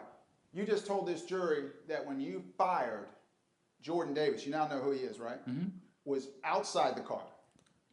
Is that what you said? His door was open. I don't know where his body was, but I wrote here he apparently did because of what I learned later. Hold on, not 5 minutes ago. Didn't you just tell this jury he was outside the car? He sure was. I mean, his door was open. Okay, but you wrote in your You know, if his feet were outside and his body was inside, that's a little splitting hairs. Mr. Dunn, did you write, he had apparently seen me go for my own weapon and dove back inside the SUV? Absolutely, that's what I wrote. That's not what I knew at the time, but this is what I surmised. You referenced those were your words though, right? That's in that document. Correct. Okay. And you referenced this interview with the sheriff's office. You remember that? Yes. Okay. They read you your constitutional rights, right? Yep. Yes? Yes. Okay. And you agreed to speak with them? Yes, I had nothing to hide. Right. And it's on videotape, correct? Yes, it would have been nice if you had shown that. We're not done. It's on videotape and audio tape, correct? Yes. And isn't it true, sir, that you said, and if you need a transcript, I'm happy to give it to you if it'll refresh your memory. He's coming out. I think he saw what I was doing and was running back in. You remember saying that? Sure, and what you have to understand is I saw him exit the car. I saw his head above the door frame, and then after that I didn't see him anymore. He didn't just go poof and disappear. So he went somewhere, but Right. The door was open, and then the door was closed. So you're telling this jury that after you shot Jordan Davis through his aorta, that he reached over and pulled the door back shut? Is that what you're telling us? I don't know how that happened. Maybe it happened because the car was backing up. Well, But if you look at the bullet hole in the door, it's plainly open. do you have that up? Do the ME's picture that showed all the dowels, and you'll see it. That's coming. You see it states 32? Sure. You see that? You see that piece of plastic in the seat? I see 4 pieces of plastic in the seat. Right. You think the door was open? I when think you those should look flew at the into bullet car? impacts versus debris inside. Do you think that piece of plastic, let me finish, do you think that piece of plastic just kind of made a right turn and flew into the car? That's not accurate. The picture's not accurate? Your characterization of a right turn blown into the car is inaccurate. How about that picture?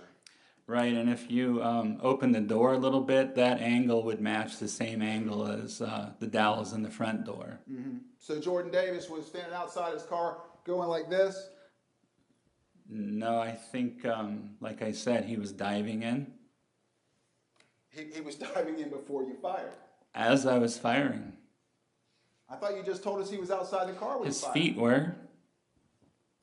He was coming after me, sir. What he did after he saw me go for my weapon, he didn't try to say anything. I didn't see him. Let me get this straight then. This man has a shotgun, right? Yep, as far as I know, he's hiding behind the door. Right. With a shotgun. Yes. I mean, you said you described I it saw 4 inches of thick barrel. right, and you know what a shotgun looks like. Absolutely. Okay. And this is the man who's been carrying on now for how long, saying, I'm going to kill you, you're dead, something, something, right? Yes. Okay. So what you're telling this jury is that when you actually turn your attention away from him and go to grab a firearm, that he suddenly changed his mind and said, oh, you know what? You're right. I won't do that. Is that what you're telling the jury? I don't know what he thought or said, but apparently. I guess he changed his mind. Apparently.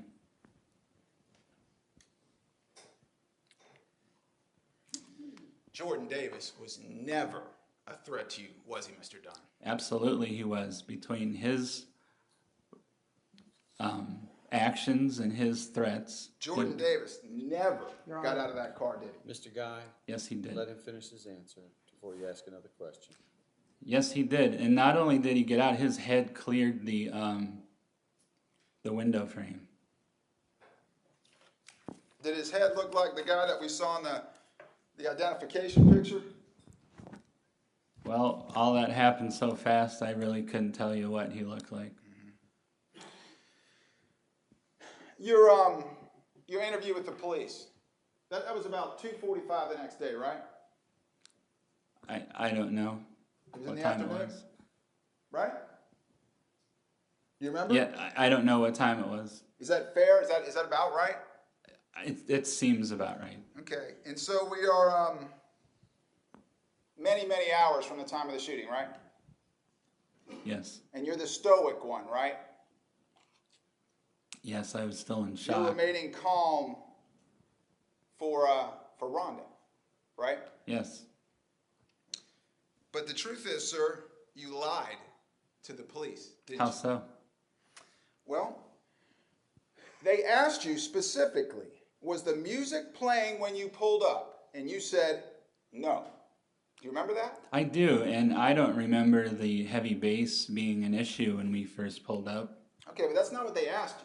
They asked you, was the music playing when Right, you pulled and up? it wasn't. I mean, if they had music on, it wasn't heavy bass where I would notice it.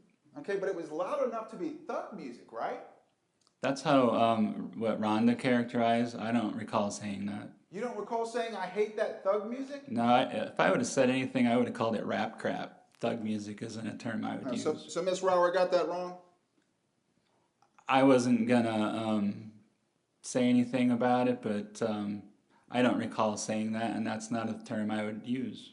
Okay, but I mean, she wasn't upset when y'all were at the gate station, right? When you pulled No, in. but realize there's a lot of trauma afterwards, and she could have imagined something. She could have imagined it. You could have imagined a gun, correct? Anything's possible, sir. It's just not likely. Like I said, between his threats and actions, they were reinforcing what my eyes were telling me. And the detectives actually went on about the music, didn't they? And you said no. It wasn't until Rhonda got out of the Your car Honor. and she had been gone for a little bit. Again, I'm going to object to improper impeachment. If he's, again, there's no predicate to read from it evidence because there's been no dispute. Judge, it's a prior inconsistent statement. Lack of foundation predicate. Let me see counsel at the sidebar real quick.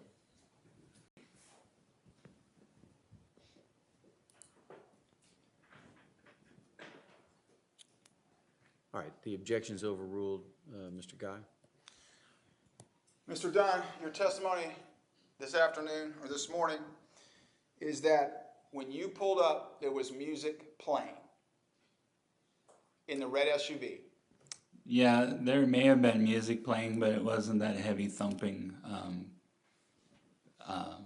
noise that bothered me. Okay, isn't it true you said the detective, still on the topic of music, no, it wasn't until Rhonda got out of the car and she had been gone for a little bit. That the thumping started, correct? Okay, but they were asking you about music. And that agrees with my letter as well, by the way. I'm sorry, you know, music is music where there's lyrics and instruments. My complaint was the heavy bass that was reverberating the body panels. Okay, well, let me use your words, because you're saying the music is playing when you pulled up, right? Right. Okay, do you remember this question and this answer in your interview? Okay, just kind of walk me through kind of what happened at that point. This is you. Well, I'm embarrassed to say, but Rhonda got out. She's in the store, and there's like an SUV next to us. And then the music starts. Sure, and in that case, I probably should have said the heavy bass thumping. But you said music starts. Correct. And what did you say to her? You didn't say, I hate that thug music. What did you say? I didn't say this, but if I had said anything, I would have characterized it as rap crap, not thug music. That's not a term I'm familiar with. Okay, but rap crap. You don't like that either, do you? I don't like the thumping noise. Especially when it's loud, right? Yeah, it hurts my ears. All right. You testified this afternoon, or this morning, that you had 3 or 4 rum and cokes, right? Yeah, they were small. I mean, it would probably equal 1 or 2 normal sized drinks. Okay, so Probably Ron- 1 or 2 ounces of Rhonda alcohol. Rower got that right? The number of cokes you had? Rum and coke? She did. Okay. Do you remember telling the police when they asked you if you had had anything to drink at the wedding, you said, I had a toast and a rum and coke? Right, I said I had 1. Right. But now today you're saying you had 3 or 4. Well, in my defense, 1 ounce of alcohol is 1 drink to me. And I guess I was wrong. I probably had 2 ounces of alcohol. And your testimony today is that Jordan Davis said to you, this shit is going down tonight. No, this shit's going down now. This shit's going down now, okay? You didn't tell that to the sheriff's office, did you? I don't think I did. You know, I had 2 hours of sleep. This whole incident was very new. But after, if you can call it a night's sleep in the jail, I did have an interview with my attorney. Well, let me ask you. And all this, you know, instead of being interrogated, I was actually interviewed, and this extra detail came out. Interrogated?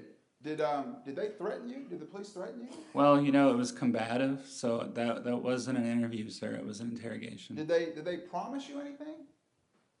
Like to get you to answer a certain way? Nope. Did they threaten you physically? Nope. Did they threaten you verbally? They were combative. Did they tell you you don't have to make a statement, right? Sure. And you did. But they were argumentative. They weren't trying to withdraw information from me. They were. And did they tell you if at any point you want to stop talking, you can stop talking? In the beginning, they did. Well, did they ever take that back? Did they ever tell you you couldn't stop? No, but they weren't stressing that over and over. Well, you did sign a rights form saying you understood your rights, right? Correct. Did you I forget it? I had nothing to hide. You know, if I had further recollections after getting more than 2 hours of sleep, I think that's normal. Isn't it true that Detective Musser said to you, is there anything else you can tell us that you want to tell us about what happened? I believe he did. And you said, nope, Your that's Honor, it. If I can just object and approach for 1 minute, Your Honor. Sure. Sarah, do you have the rights one?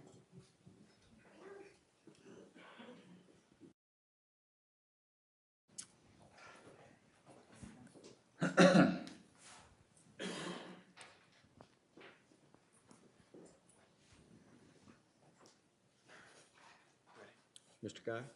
Thank you, Judge. Mr. Dunn, the bottom line is, in your interview with the police, you never said that Jordan Davis said this shit's going down tonight, or now.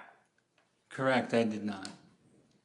And I think I even mischaracterized to the police the whole "I'm gonna kill you," because I was like, they said, you know, it was coming through at bits and pieces. Okay, but you did give the police an account, right? Yeah, as best I could, under the circumstances, 2 hours of sleep. And you told them graphic details about what happened, right? Somewhat.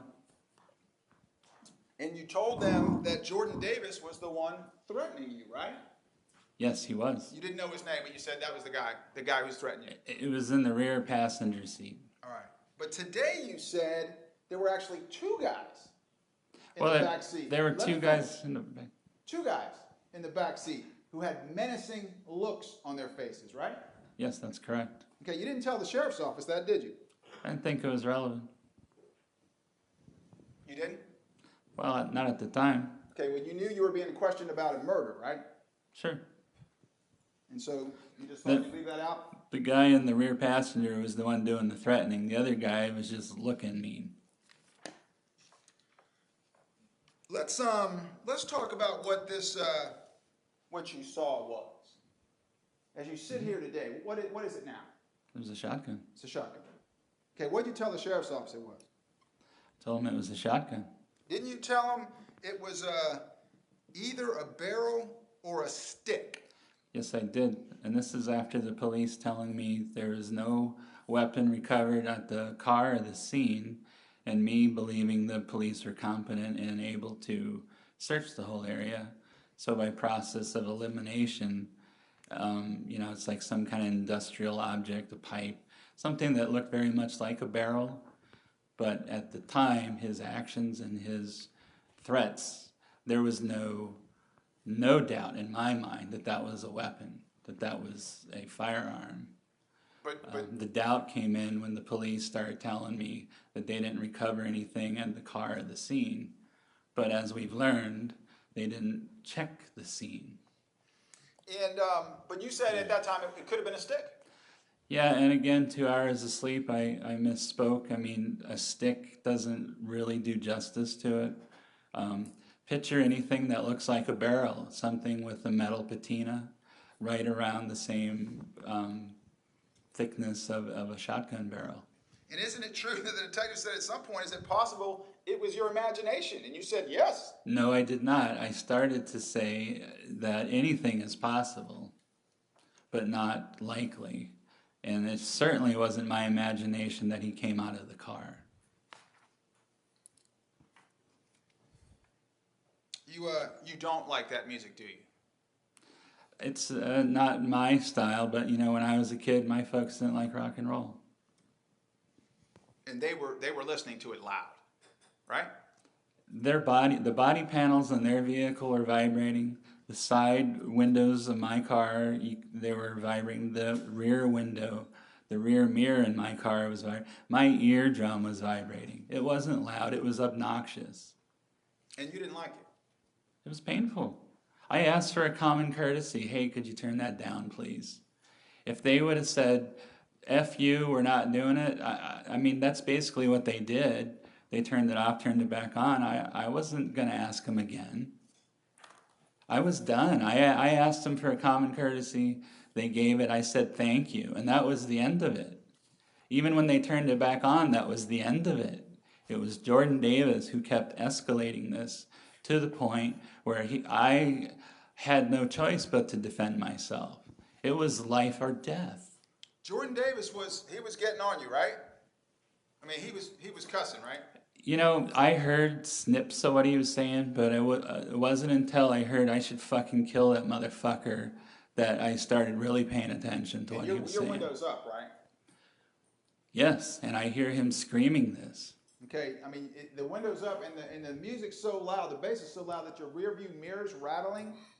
Well, remember, they shut it off once, and then they turned it on, and it's not quite as loud, but, you know, it's still annoying, but we're not at the eardrum vibrating level now. But you're telling this jury that with your window closed and that music rattling, you could hear Jordan Davis? What you're Certainly, saying? because the bass isn't, there's no mid-range, there's no instruments or voices, it's just low bass. And he is so excited and angry, I hear him over that with my window up. And that didn't upset you at all? You thought, oh, that's okay. I was concerned, and that's why I put my window down and asked him, "Are you talking about me?" I was ready to try to de-escalate the situation because I could see it was spiraling out of hand. At every time this young man's speaking, it's louder and louder and more violent at each step. Didn't you tell the police that you couldn't make out everything that was being said? That's correct. Yeah, the something something cracker and the something something white boy. I mean, I couldn't hear it all, but I could tell he was irate. And so you rolled down your window I did. and you asked him, "Are you talking about me?" I said, "Are you talking about me?" Okay. Did you have a question about that? I did because sometimes maybe you think it's about you and it's not. But I also didn't I didn't want to assume, but at the same time it was an opener to try to say, hey, I did say thanks, I appreciated it. Again, trying to de-escalate. There was nobody else in the car, was there? There were two others in the car. No. In your car. No. Okay, so you didn't think they were talking to somebody else in the car? Well, they weren't talking to me, sir. They were talking about somebody, and that's why I asked, are you talking about me? Did you think they were talking about Rhonda? I didn't know who they were talking about. I assumed they were talking about me, but I didn't want to just, start off with any old thing. That's what I thought of as an opener to de-escalate. Okay, so you're telling this jury that this guy who now is escalating, I think was your word, and screaming that he's going to kill you, right? Correct. So you thought the best course of action is to roll down your window and say, "Excuse me, are you talking about me?" Correct. That's what you thought the best idea was? Yes. Nothing for nothing, but, they could have been singing. I didn't want to assume that they were talking about killing me if they were singing. The truth is, sir, when you rolled down your window and said, "Are you talking about me?" you were challenging this 17-year-old boy. I don't believe so. I put the inflection on me. And the truth is, he took your challenge, didn't he? And said, "Yeah, I am talking to you." He didn't say that. He said, yeah, I'm going to fucking kill you. Well, I guess you got your answer, didn't you? You were being disrespected by a mouthy teenager, weren't you? No, I was being threatened. Threatening to kill somebody isn't a disrespect. That is just crazy.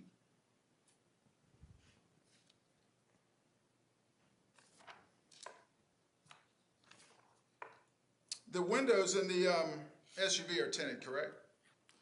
The front ones where I couldn't tell you about the rear, I never saw them up. Okay, and I think you told the jury that you couldn't even see the guy sitting next to you, right? I couldn't see the front passenger, no. You know who that is now? Yes, Tevin Thompson? yes. Okay, you knew there was a guy in the back seat, right? Yeah, there were two in the back seat. Right. And you knew there was a driver, right? Yeah, I assumed the driver was in the store, but I did see a young man walk by, when I went to ask if they were talking about me. Okay, well, that's three, right? Well, that would have been the fourth. Well, you couldn't see Tevin Thompson, could you? I could see that somebody was there, and obviously, when I asked to turn the music down, the music was off, and just somebody there by the controls. So now you could see somebody in the front I passenger saw seat. like a shape. I couldn't see his face or really tell where he was facing, front or back, but you could see like a shape. All right, well, they didn't have any lights on in their car, did they? I don't believe so. Okay, and it was nighttime? Yeah, Right. It was dusk, evening. And you've seen the pictures of the car now, right? Yes. The windows are tinted, all of them. Well, the rear windows, I haven't seen up. I assume they're tinted, but I haven't seen them. Dark tint, right? That's what I understand. The darkest legal tint. All right, and you're telling this jury that through the dark tent at night, you were able to see Jordan Davis bend forward. Oh no and no, then grab something. you misunderstand. The rear windows were down, Okay, so you can both see sides. So Okay. so I can see light coming through, and all I really saw of him is his shoulders leaning forward because you know the door. His door is higher than mine. So you're saying that Leland Brunson's window was down too? Yes. And you could see through the door that he was bending forward? No, I could see over the door, through the window, that his shoulders leaned forward. Didn't you write in your letter that he bends forward and picks up something with both hands? Right, because of the shoulders. If he So had you- done this or that, that would, to me, indicate one hand, but both shoulders. Okay. So you are just Extrapolate. assuming now through the door that he used both hands. Yeah, I'm extrapolating.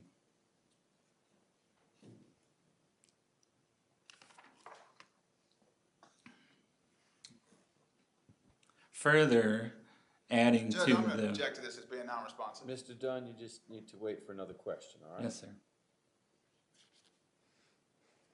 And this guy who's enraged, right? Yeah, I mean, he's just Yelling, amping up. screaming, You know, yelling. Yes, threatening to kill you. yes, Now he's got a shotgun, right? yep. And he opens his door, right? Right, now remember, he unlatched it. It's only open a little bit when he hollers, "You're dead, bitch." Okay, but you said he got out. He did after that. Okay, so It's he did kind of open like, the door. it's just like I said, it keeps getting worse. He did open the door. Yep, he popped it open Okay. a little, and then he opened it all the way. Well, you know, most of the way. And can you show the jury on States 125 where the ding is in your door, I where don't this think- I don't think madman he hit opened me. the door? I don't think it hit me. So the guy who's enraged, who's next to you, opens the door and doesn't hit your car? Apparently not. But if you look at the rear of a Durango, it's by the wheel well, and their door isn't. It isn't like a sedan where they would hit you. It's a little high. And tell the jury how close the two cars were. They were pretty close. How close? I couldn't tell you feet wise, but I know the Durango is parked close to the white line separating our two spots. Well, you put that fact in your letter too, didn't you? I did. Okay, and what you said in your letter was there was a red SUV to the left that was parked too close to the right of its space for me to exit my car. Correct. So you couldn't open your door, right? I could, but it wouldn't have been comfortable. Okay, but he can open his door in a rage and not hit your car. Obviously, because that's what happened. So yes. And because the cars were so close, if he would have gotten out of the car, there would have been a door in between you two, right? There was. So he would have had to close the door, step back, close the door, and then come forward, right? I guess, or fire over the door. I couldn't tell you what his strategy was. And so it was at that point that you grabbed your gun, right? When he exited his car and hollered, "This shit's going down now," I had already been afraid for my life, but now the fear was imminent, and I was done. I mean, this is serious, and I took him at his word. I mean, he's been telling me he's gonna kill me. He's told me I'm dead, and now he's telling me it's gonna happen now. I'm not going to forfeit my life to somebody. And he's outside the car. Yes, Okay, and it's at that point that you reach over for the glove box, right? yes, Okay, so you have to reach for the glove box, right? yes, You have to open the glove box. yes, You have to grab your gun. yes, You have to pull the gun out.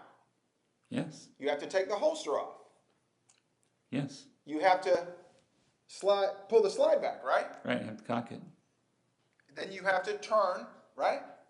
Yes, And point the gun, right? yes, You've had to put your middle finger through the trigger guard, right? Because your right. I trigger finger demonstrated doesn't all work. this. I did it in about 2 seconds. Okay, and in all that time, the guy who was outside the car threatened to kill you, he didn't shoot you? Well, he did not, thankfully. I mean, we didn't miss that, right? I mean, he didn't shoot you, right? He didn't shoot at you. You know, if you listen to the video, there is some kind of pop. I don't know if that was him or somebody else, but Hold on. Are you telling this jury that Jordan Davis discharged a firearm at you? I have no knowledge of what he did or didn't do. Well, you know what a shotgun sounds like, right? Sure, sure. It's not quiet, is it? No, it's a boom. It's a distinctive boom. Okay, so we would have heard a shotgun go You off, would have, and the pop I'm talking to, it sounds a little weak. I'm not sure what the heck that is. but it's not a shotgun going off. No. So you were not shot at. Well, I don't know. I'm just telling you what I heard on the audio. You guys will hear it. So the guy that got out, wanting to kill you, telling he was going to kill you, watched you do all those things and didn't shoot you. Your Honor asked an answer to objection. Sustained. Did you say on direct that you thought he might just be out there to beat you? Didn't you say beat me? I wasn't really sure what his intentions were. You know, he's saying kill. He didn't say I'm going to beat you up.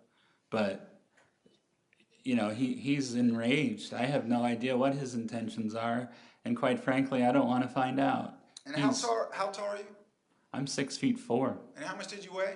At the time, 250 plus, Okay, 280. Jordan Davis was measured at 5'11", 145 with all his clothes on. Does that sound about right? I couldn't tell you. So you were worried that this guy who's 100 pounds less than you, I tell you, anybody with a gun is deadly. but you were worried he was going to beat you up, right? Well, you know, if he has, I'm sitting in a car and he comes at me with a metal object, I mean, but at the time, his threats and actions left no doubt in my mind that that was a firearm. It looked like a firearm. He was treating it like a firearm. He wasn't saying, I'm going to beat you up. He was saying, I'm going to kill you. So You're dead. You said to him, "You're not going to kill me, you son of a bitch." That's right. Right? And you're telling this jury you didn't raise your voice when you did that? I said that more of to myself. I mean, I'm inside the car getting my my pistol, so I'm not saying it to him. I'm saying this is a think that I'm saying out loud. Okay, did you say it out loud? Yes, I did. And you don't think this guy heard you? I hope he did. You hope he did? Sure, that's part of any self-defense is you want to yell and kind of like stun your attacker. Right, and when you yelled, "You're not going to kill me, you son of a bitch," he still didn't fire? Thankfully, no.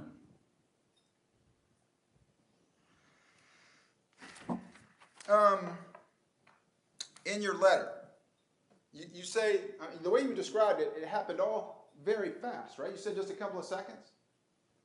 Right? From the time where he first popped his door and said, "You're dead, bitch," Right. and then where he opened the door and started getting out and said, "This shit's going down now." I mean, it you know, maybe a couple heartbeats in between saying I'm dead and then getting out. And in your letter, didn't you say that you were paralyzed with fear? I was when I asked him, "Are you talking about me?" And he said, "Yeah, I'm gonna effing kill you."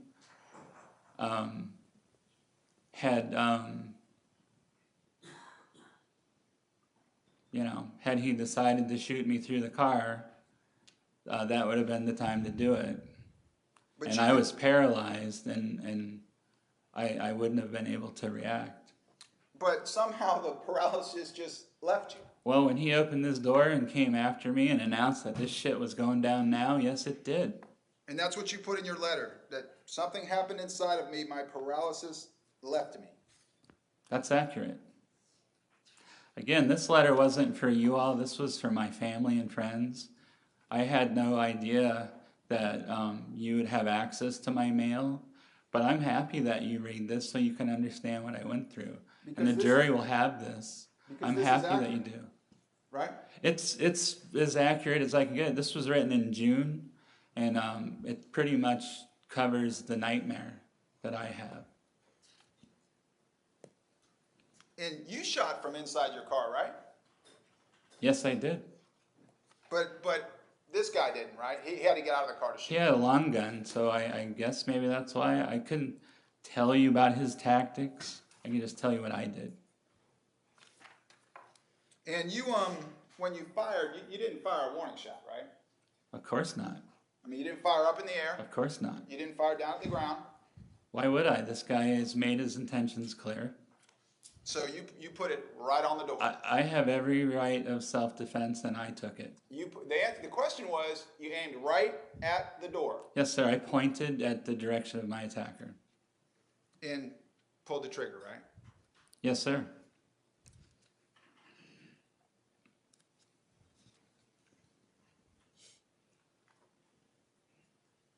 So you hit your target? You know, I was pointing towards my attacker. I hit the door, and unfortunately, he was right there behind the door. My intention was to stop the attack, not necessarily end a life. It just worked out that way. With two hands, right? Two hands on the gun? Yes, sir. Like, remember Sean Atkins, the inmate who testified? Mm-hmm. When he did that demonstration like this, that was accurate, right? That was accurate when the SUV was driving away, and I opened my door and I took a little hop out and did that. How many hands did you use the first time then? 2. I was across my body. And the car started backing out, didn't it?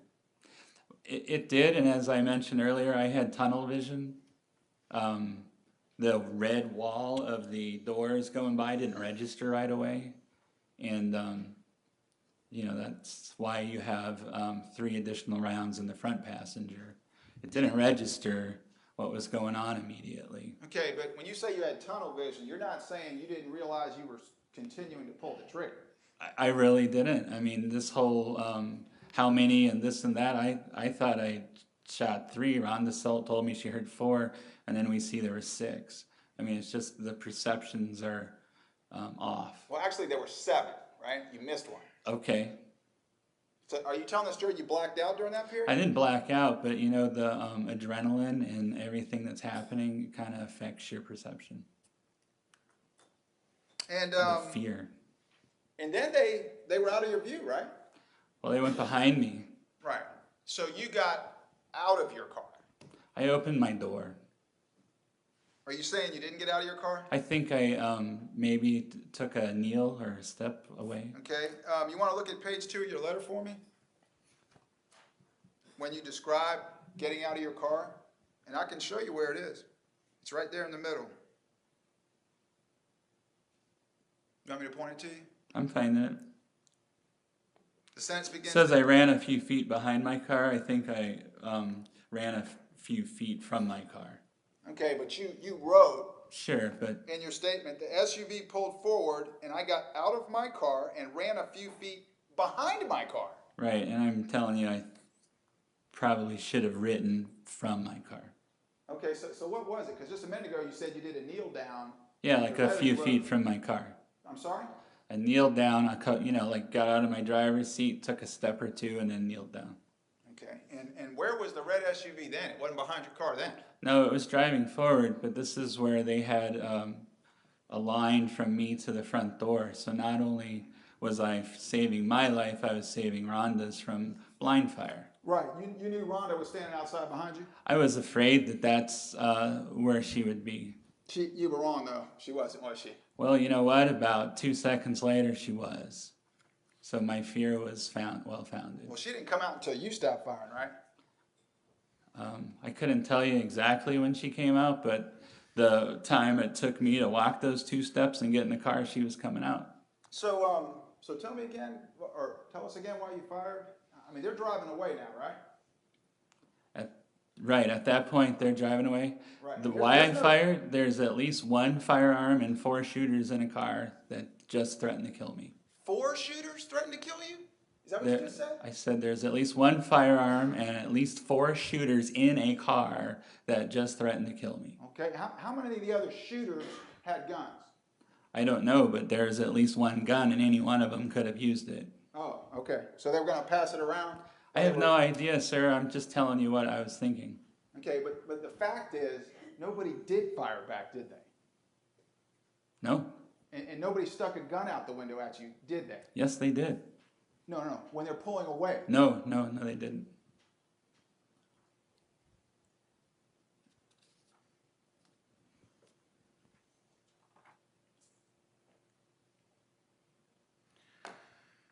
And you said to the police, they asked you about those shots, didn't they? Yes. Yeah, and your words to the police was, I can't justify that last volley. Other than to say, and then I got cut off. Did you not tell the police, I can't justify that last volley? Other than to say, and then I got cut off. So yes, I did say what you said, but I also continued the sentence with other than to justify. And I guess you're telling this jury that you thought that they might shoot back at you, right? That was my fear, my concern. So your thought was, I'll get out of my car and get into the open. Well, it was to try to get out of the line of fire. Okay, but wouldn't that put you in the line of fire if you were Not outside your necessarily, car? because if you get behind them, they can't shoot behind them as easily as they can beside them. And if you look at the rear bullet holes, they were from behind it. Oh, definitely they were. And not And beside I it. think you said at one point you were shooting to keep their heads down. Right, that's the blind fire. Keep their heads down so they would not shoot back. Okay, what's blind fire? That's where they just shoot over blindly without aiming. Okay, so you were worried that these guys were just going to kind of do one of these, maybe? Yes. So you said you're going to shoot to keep their heads down, right? Well, I'm shooting low, but my gun climbed. Well, I mean, if you were shooting to keep their heads down, why'd you put 2 in the rear tail light? Well, if you shoot even missing and hitting the ground, that's noise, and maybe they would duck. And, you're asking me why I didn't shoot to kill. I was shooting to keep their heads down, not to kill. Into the tail light. Correct. And then you put your gun back in the glove box, right? I did. Even though these, I think you called them gangsters, even though these gangsters were still out there, right? Right, and my gun was ready to fire at that time. It was fully loaded. Well, had 5 rounds, but there was 1 in the barrel. But, I mean, you saw them pull off and go, you thought they were on Southside Boulevard, right? I did. And so they weren't a threat to you anymore, right? Correct. So you were safe, right? Well, I didn't know if they were coming back or if there were other, if they had friends in the parking lot. I was petrified. Did you see any other friends in the parking lot? No, but I didn't look either. Okay, I mean, Steve Smith, he was in the parking lot, right? Yeah, and I didn't see him. Did you think he was one of their friends? No, I didn't even see him. Did you think Sean Atkins was one of their friends? I didn't see these people. I had, the tunnel vision going. So you were imagining that there might be another car? Well, you hear enough news stories and you read about these things, they go through your mind. You thought everybody in the car was a thug or a gangster, right? After the way they behaved, yes, I did. Their thoughts. The way they behaved? Well, the one man in particular, but his neighbor, seemed to have been in agreement right there with him. Okay, but the guy in the front seat actually turned the music down, right? You're right. He was the reasonable one. Right, and the driver, he didn't threaten you in any way, did he? You're right. He did not. So,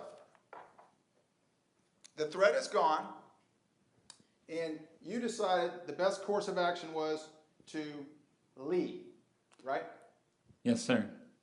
Even though there were lots of people around, correct? Yes, sir. And there was lighting around, right? Yes, sir. And the front door to the store couldn't have been more than, what, 12 feet away from your car? Correct. And so you thought that the best thing to do is to flee. Or leave. To leave the area. And you did have your cell phone with you. Pardon? You did have your cell phone with you. Yeah, my cell phone was set on Google Maps, directions to the hotel, but yes, I did. Okay, but it doesn't take long to get that off, does it? Don't you just push the button? No. And you are familiar with 911, are you not? Yes, I am. 3 digits, right? Yes, sir. You didn't call the police, did you? No, never did. You didn't call the police at the store, right? I didn't call the police at all until the following morning. That didn't go through your head, like maybe I just shot at somebody because they pointed a gun at me, I should call the police? You know, you're right, it sounds crazy, and I couldn't tell you what I was thinking when all this happened. I can just tell you that I didn't do it. And if you had told me that if this happened to you, you wouldn't call the police, I wouldn't believe you. But that's what happened. But, I mean, you were upset when you left the store, right? I was in a panic. Right. And then you got back to the hotel. Yes, Right. that's where we went, like our sanctuary. Right. And you didn't call the police at the hotel, did you? Nope, same logic or lack of reasoning. It's just what we did. Mr. Dunn, the reason you left the gas station is because you knew you had shot into a car of 4 unarmed teenagers. That's incorrect. So you go back to the hotel and you go inside. Yes, You take your phone with you? I believe I did. Did you call the police from the safety of your hotel room? No, as I said, I didn't call the police until the following morning for reasons I couldn't explain why. And I think you said earlier, and I asked you to pause, that you spent the time looking down, waiting for the red SUV to come back. Is that what you said? Yeah, it was like a waking nightmare. Hold on. Did you sit in that hotel and look down At and the wait club for- room, yeah. and wait for the red SUV? Right? Yeah, I mean, I'm looking down at traffic, and just my waking nightmare is that they would come by. Yeah. I mean, the SUV had pulled off, right? Yeah, I didn't know where they went. I didn't see it again. You didn't follow the SUV. No, They didn't follow you. I had no knowledge. I mean, it was. So you just I thought, certainly hoped that they hadn't. So you just thought that somehow they were going to find out where you parked at your hotel. I know it's not rational.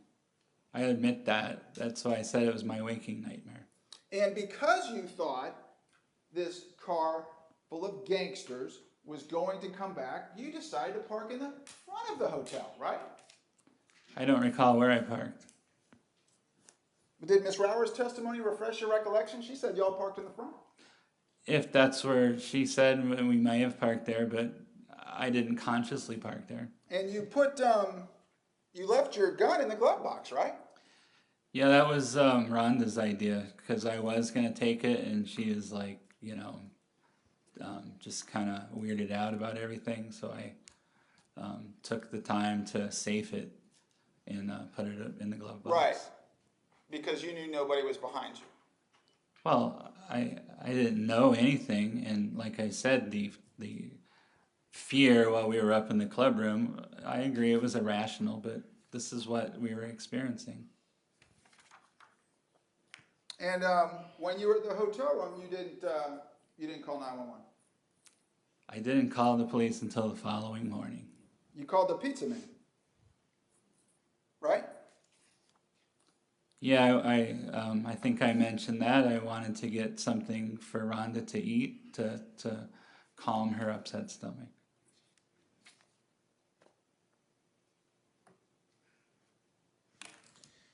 I'm going to come back to that.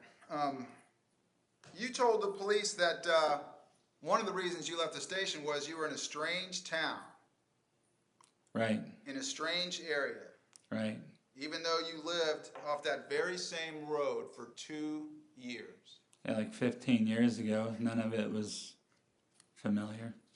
After a 2-year period, it wasn't familiar to you? Not really. I went from that apartment to the NAS, and I knew from the apartment to the highway. So, And- I mean, when you lived here for 2 years, you didn't go anywhere else? Not really. I had a motorcycle, and it was inconvenient to drive it around. You didn't ever take your motorcycle for a ride? No, I went from the apartment to work. Isn't that why people have motorcycles, to go for rides? It is, but that was my only form of transportation at the time. Well, I guess you didn't have much of a social life then, because you were just going, I guess, from your brother-in-law's house or your brother's house to work and straight back? Yep. Nowhere else? And then on the weekends home. Yeah, you didn't go anywhere else out in Jacksonville. Not this way. We were down by NAS. Okay, Miss Rower said you'd been to that station before. Did she get that right? I very well could have for fuel.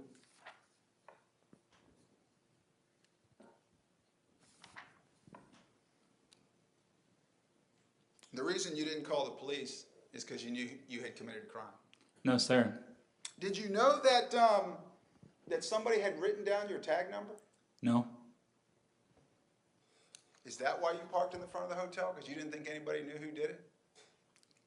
The thought had nothing like that came into play. So you're staring down at the SUV or looking for the SUV without your gun, right? Correct. And you take Charlie. You take Charlie outside. Backwards. We did Charlie first. Right. But you took him outside, right? Yes. Even though the gangsters might be around? My waking nightmare, yes. Without your gun? Correct. I fully say that it was a irrational fear, but it was fear. And you weren't expecting Charlie to protect you, right? Of course not.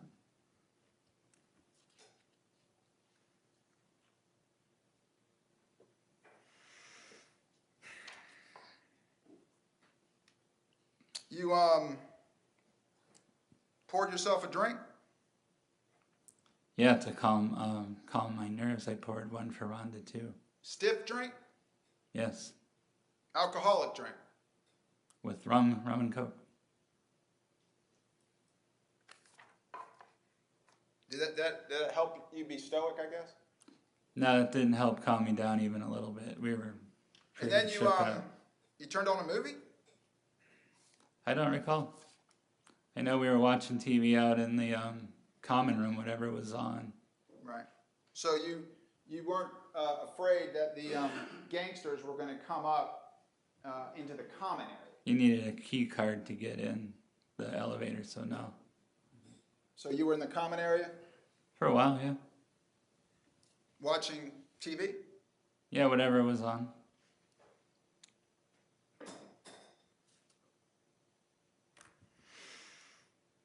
You still haven't called the police, right? Your Honor asked and answered. Sustain. And then at 1 o'clock, your phone.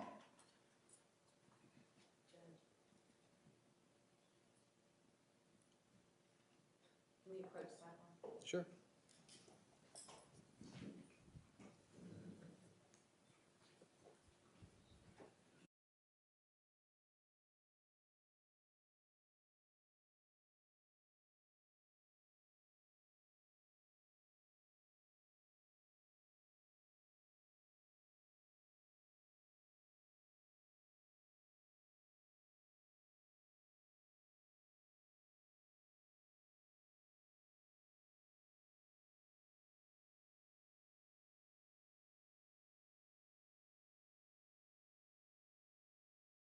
Take a 20-minute break, please.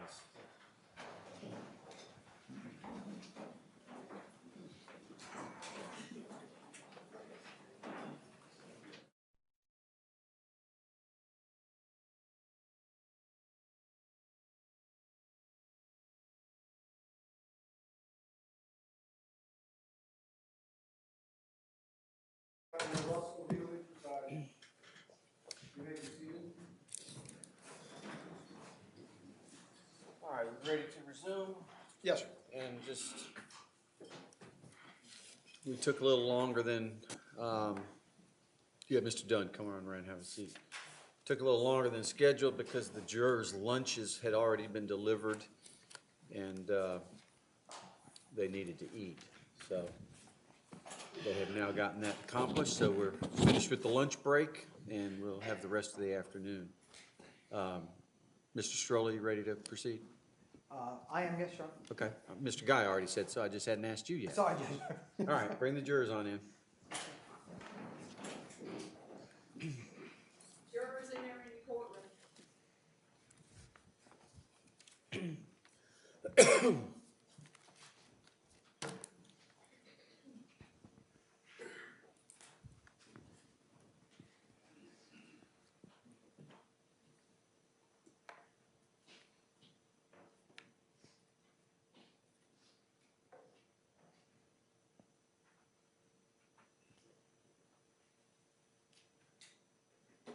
All right, thank you, ladies and gentlemen. You all have a seat. Thank you for your patience this morning and for your indulgence on the lunch situation. I'm sorry about the little snafu on one of the jurors' lunches. There sure are a lot of moving parts to this thing. So I'll try and get to the bottom of that and make sure we don't have that occasion again. So we're ready to resume. Mr. Guy, go right ahead. Thank you, Judge. I think where we left off, it was somewhere in the middle of the night, and you were still very upset about what happened, right? Yes, sir. Okay, but you didn't call the police to alleviate your concerns about the people who might be driving around, right? We didn't contact law enforcement until the next morning. Can I have that screen up? I believe you said that the window on the driver's side in the back was open. I thought it was. I saw light come through. Does that refresh your recollection? States 21? Well, I see the windows up now. At the time, I'm thinking that it was down, but Okay, it was just based on light coming through. but you're not saying it was down, right? I wasn't on that side of the car, so I couldn't say for sure. All right, but you did say that earlier today. You said I realized what I said, but it was based on ambient light coming through. And you said that you don't use the phrase thug music, do you? It doesn't seem to be a familiar term. If I was going to refer to it, I'd call it rap crap. At 1 o'clock, you were flipping on your phone there, and you saw that someone had been killed? Yes, I was actively seeking news. Right. And when you got the news that someone you had shot was dead, you didn't call the police? No, I went to the bathroom and threw up. Objection has been answered, Your Honor. Overruled. You did not call the police. No, I went to the Now it's bathroom and asked and threw up. answered, Mr. Guy. And you've been emotional today, right? Yeah, for certain topics. Did you cry when the news came on that a young boy had been killed? I don't recall. I know I was very upset. You took a shower? That was at 7 in the morning. And then you left town. We went back home to Sanctuary to contact law enforcement. Safe Harbor, I should say. Okay, Duval wasn't this a safe harbor? Again, if you asked me how I would react to a situation like this, I never would have guessed Okay, that's not how what I we asked. did or what we did. So when you're questioning me whether I contacted Duval, it makes sense that I should have. We didn't. I couldn't tell you why. Are the police different in Satellite Beach than they are in Duval County? Well, I had a neighbor in federal law enforcement that was personally known to me. So in that respect, yes. Okay, but he's not a police officer, right? It's federal law enforcement. Okay, he doesn't work in Jacksonville, does he? No, So he wouldn't have been handling your shooting, right? correct. I really wasn't worried about the law, sir. Self-defense, you can't change it into murder. So whether I waited 10 hours or 10 days, it didn't matter. I had other concerns at the time, and that was surrounding my fiance. It didn't matter to... It didn't matter in the present mind that I was in. It mattered to you? Or who did it matter to? Didn't matter to me in the state of mind I was in. You had killed a 17-year-old boy and that didn't matter to you? In self-defense, and whether I called the police that night or the next morning didn't seem, it wasn't going to change it from self-defense to anything else. You were concerned about Charlie? Getting I was Charlie back? concerned about Rhonda. Didn't you tell the sheriff's office that you wanted to get Rhonda and the dog back before the shitstorm came down? Sure. You couldn't have called one of your family members to take your dog? I'm sure we could have done a lot of things, but again, we didn't, and it kind of describes the state of mind we were in. Okay, well, I'm not asking about we. I'm asking about you. Well, it was both of us. Okay, but I'm asking about your decisions, not anybody else's. Okay. So, any of those people in that family picture we saw there this week, you couldn't call those people to take care of the I dog? could have called any number of them, but I did not. All right. And Rhonda Rauer is an adult, right? Yes, she is. She could take care of herself, right? Sure.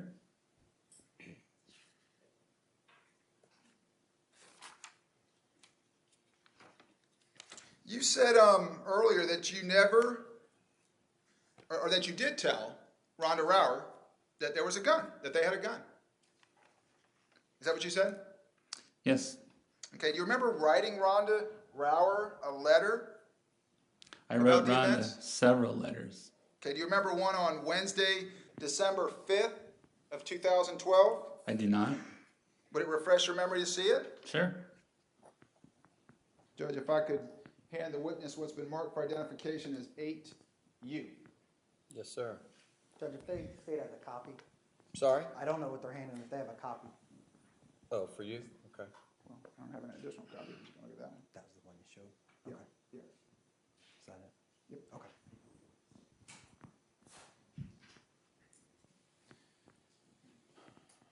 Sir, would you read that first paragraph to yourself and see if that refreshes your recollection about whether or not you told Rhonda Rauer there was a gun?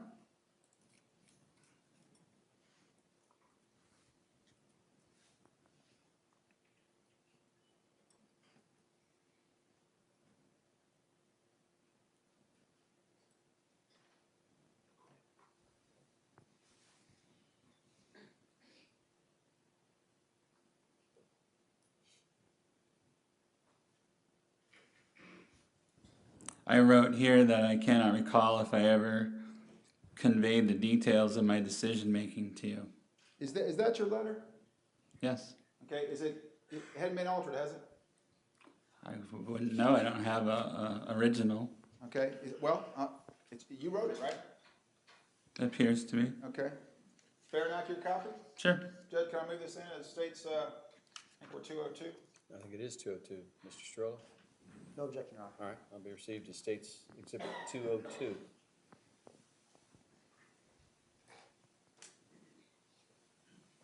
Thank you. Hand that back to you. Now I got 202 in front of you. Ask you to turn your attention to the front page. Did you not write, in passing, he mentioned in passing that I had made no mention of a gun to you.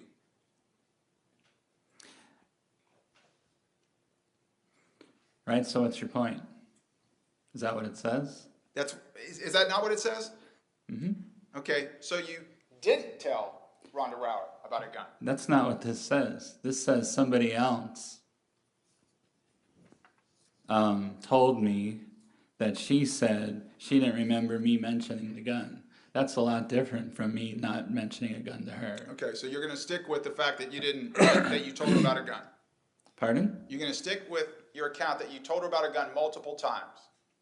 Yes. Okay. And to be sure, you were not injured that night, right? Correct. Your car was not damaged? Not to my knowledge. You pulled the trigger 10 times, right? Yes, sir. Each time you pull the trigger, I mean, it's a 6 1/4 pound of trigger pull, right? That's what I heard testified, Okay, does that yes. sound right?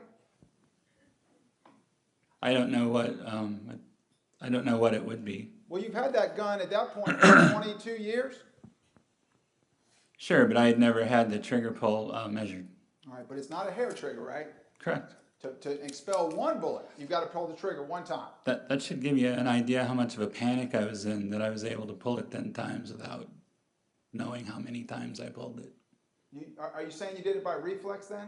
No, I did it in sheer panic and fear for my life. While you were aiming directly into the door of a car that was moving? I was aiming it into a door that was stationary, and the car moved in front of me, and I didn't even realize it was moving. Well, how about when the car drove away and you took that stance and hit it 3 times? Right, again, that wasn't just fear for my life, that was fear for my life and But Rhonda's that at was a that point. panic then? I mean, when you were aiming, that was just a lucky shot that you hit it 3 times? I pointed, I didn't aim, I didn't use the sight, it was, yes, it was panic. Well, you'd have to admit then that you're pretty lucky then, right? I mean, because gosh, you're not even aiming at a moving car and you hit it 3 times. I wouldn't call it luck. What would you call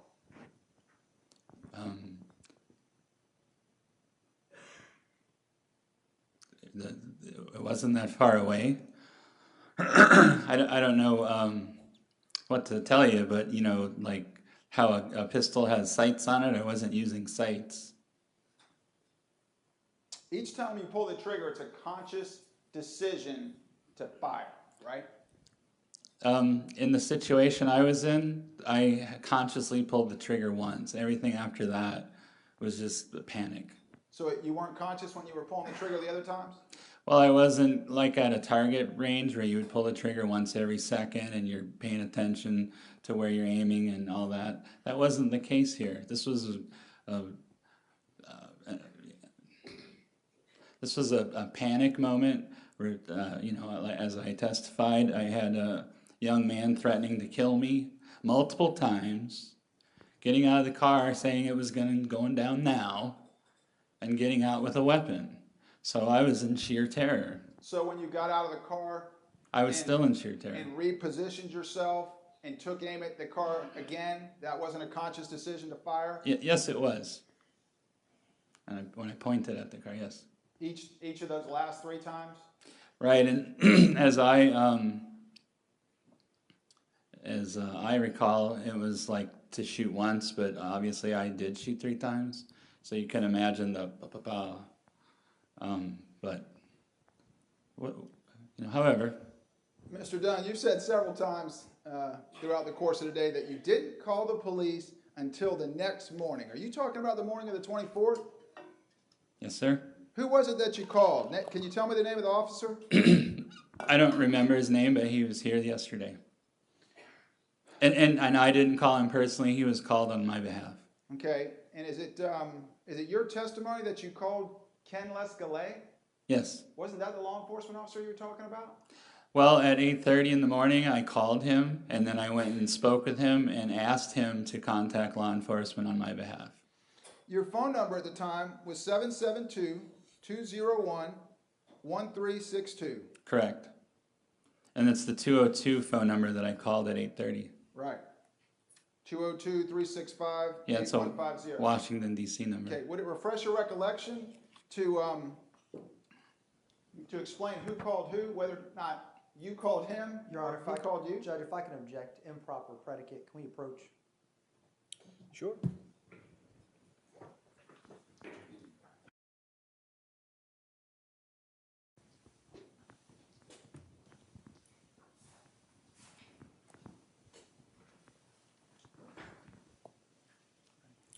All right, the objection's overruled. Mr. Guy? Mr. Lescalais is with the Department of Agriculture. Yes, That's what you meant by federal law enforcement. he is. He's got a shield and everything. He's 001. Can I refresh your recollection with your phone records as to whether who called who? You may. Judge, if I can approach the witness. Yes, sir. I want you to look at the call. First of all, does those appear to be your phone records?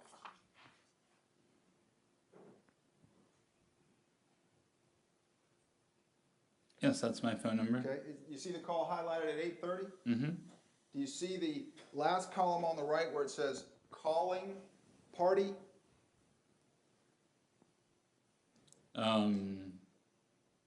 Right, Okay, that's Mr. Lescalet's number, right? right, that's where he called me, I guess. Right, so you didn't call him. Well, what's the 904 number? I just asked you about the number on the right, the calling party. Does that refresh your memory as to who called who?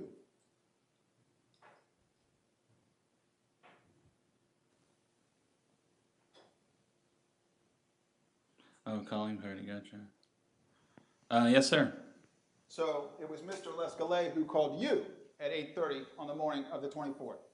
Apparently so. And you did not talk about a fact that you didn't mention to him that you had a problem in Jacksonville that you needed to talk to him about. I spoke to him at 8:30 in the morning. My apologies, I thought I called him, but I spoke to him to inquire whether or not he was going to be at home because I had an important matter to speak with him. And I did not get into detail about what it was about or where it happened. Isn't it true that he called you to see if you and Rhonda Rower could go out that night? I think it was something in the afternoon. And you told him that the answer was no, Rhonda Rower wasn't feeling well. I don't recall that aspect of the conversation. You never said anything to Mr. Lescalet about wanting to talk to him about something. Yes, I did. I asked if he was going to be home, and I had something important to talk to him about. Judge, that's all I have. Thank you. Judge, can I just have one moment, please? Yes, sir. Thank you, Your Honor. Very briefly, Mr. Dunn, are you a custodian of records for that call log? No, I'm not. Did it appear there were other phone numbers that Mr. Guy was showing you that isn't your number? Yes. Okay. Is it possible the calling party is the party that you actually called? Good on, object to that as calling for speculation. Sustain. Again, do you know how to read that call log? No. Okay. Do you work for the phone company? No. Do you even have a 904 number? No. Is there a 904 number on that where Mr. Guy refreshed your recollection? Yes, there was. Do you even know where that number came from? No. Can you look at the top of the page and tell me what it says over that 904? I don't have it anymore. Mr. Guy. Judge, if I can approach Mr. Dunn? Yes, sir.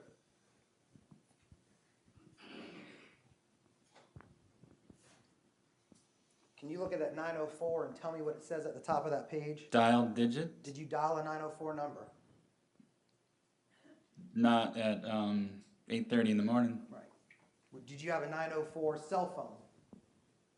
No, not at the time. Do you have any knowledge of why this record was created with the words on it and says call anything? Do you have any knowledge of how this was created or why? No. Do you know who created it? No.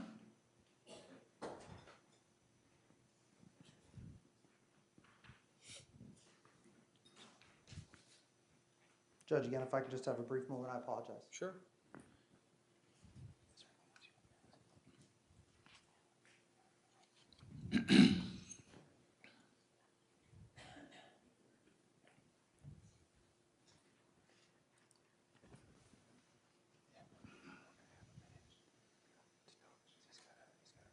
Mr. Guy, I think your mic is still on. Thank you, Judge. You're welcome.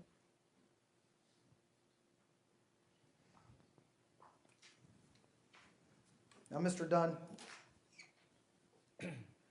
when Mr. Guy talks about that common area, and he kept saying common area in your hotel, do you remember that? Yes, I do. Could you explain to the jury where that common area is in the hotel? It's on the top floor right as you exit the elevators. It's like the entrance to the hallway has a couch and a seating area Where was your room located? right down the hall. And is that on a secure floor where you can't get to without having a pass key to get in? Yes, it was. Do you recall Mr. Guy saying that Rhonda's a grown woman and can take care of herself? I remember. Was she in a condition that night to take care of herself? Not at all. Was she in a condition the next day to take care of herself? Not at all. Was she in a condition worse off than we saw her testify the other day? Very much so. Now, Mr. Guy also said, again, that you were trying to be stoic for Rhonda. Do you recall those questions? I do. Okay. Were you as calm as you are today? No. Were you calm as are you sitting at the table next to me? No. Were you as calm as when you were sitting at your son's wedding table? No. Were you as calm?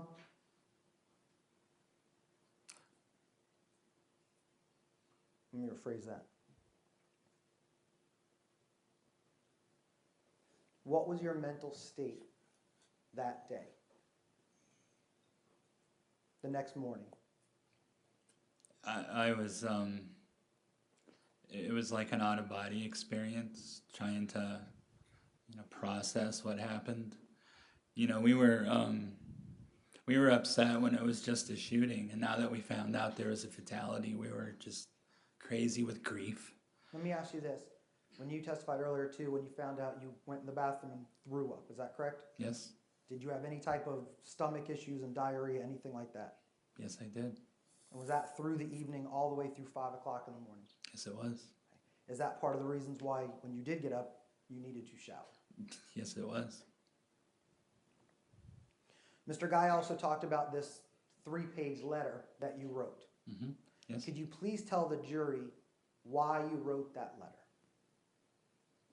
I wanted to reassure Rhonda. I mean, if she was questioning things, I wanted to set her mind at ease. Okay. And you also remember writing the letter that was dictated where your brother typed it out, and Mr. Guy questioned you on that. Yes, I do. Okay. What was the purpose of sending that letter out to your family? That was so they would know the truth and get beyond all the media nonsense that they were putting out. And do you know if that letter was then spread out to your family and friends so they knew what happened? Yes, it was. In fact, it was published on justicefordunn.com.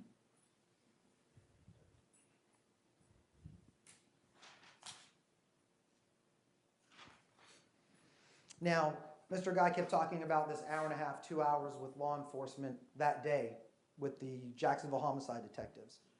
You ever been questioned by police for murder? Never. You ever been accused of murder? Never. Sustained. Let me ask you this. Are you trained in any type of interrogation or debate? No.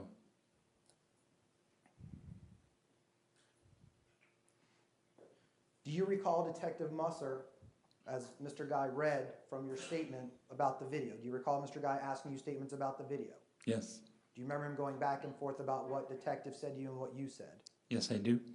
Did Detective Musser tell you that people in Jacksonville will get killed for asking to lower the radio? Actually, he said people in Jacksonville will kill you if you ask them to turn the radio down. And Detective Oliver tell you, hey, if we found a shotgun, that would be different? Yes, he did. Did he tell you if we found a BB gun, that would be different? Yes, he did. Did he tell you if we found any gun, that would be different? Yes, he did. Did he even tell you if we found a water gun that was painted black, that would be different? Yes, he did. Were you under the assumption that they actually searched the plaza for a gun? I was. Were you under the assumption that they actually searched the bushes for a gun? I was. Were you actually under the assumption that they checked dumpsters that night for a gun? I was. Did they ever convey to you in your interrogation that nothing was ever checked in the area when they told you, we never found a gun? They did not. And that's when they start asking you about, is it possible it was something else? Correct. Sustained. Do you recall them making a comment about possibilities of other weapons? Yes, they said it was impossible. And when did they make that comment about, is it possible it was something else? When I told them I saw a weapon.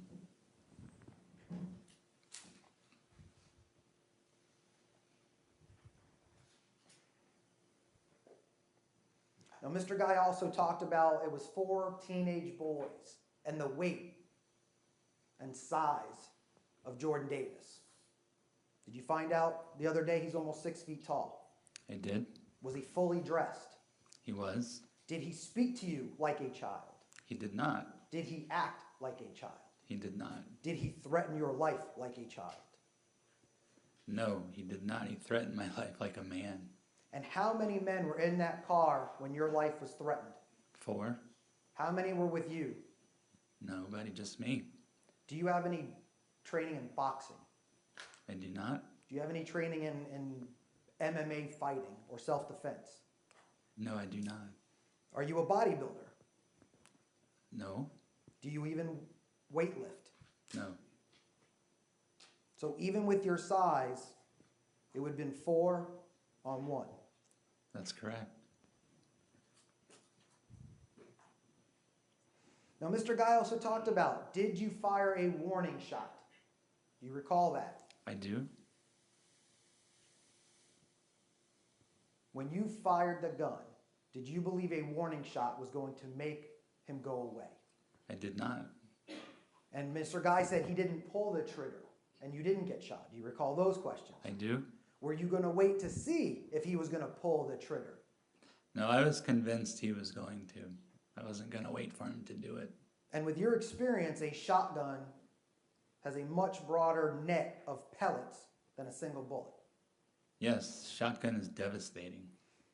And did you hear their forensic expert, Miss Pagan, testify that the minimum amount of pellets is 9 in a shotgun shell? That's correct. So 1 shotgun shell to 1 bullet would be 9 against 1. I agree with that. Now, Mr. Dunn, you have a concealed weapons permit. Yes, I do. How long have you had a concealed permit, approximately? 5 years? Judge, I'm gonna object to this, just be honest, go. Well, that one's asked and answered. Go ahead, Mr. Stroller. Even with your concealed weapons permit, you could have had that gun next to your leg. Judge, same objection. Be honest, go. Sustained. How many steps away was that secured firearm? I believe it was 3 steps. And is that based on what you were trained in? That and, just being safe. And do you have the permit to allow you to keep it 1 step away? I do.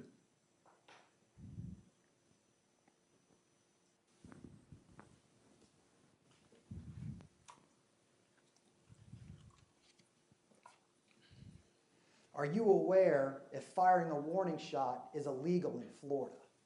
I am. Objection as to relevance, Your Honor. Sustained. Your Honor, if I may just briefly. Sure. We don't have to do a speaking objection. I would just ask that it was opened the door by cross.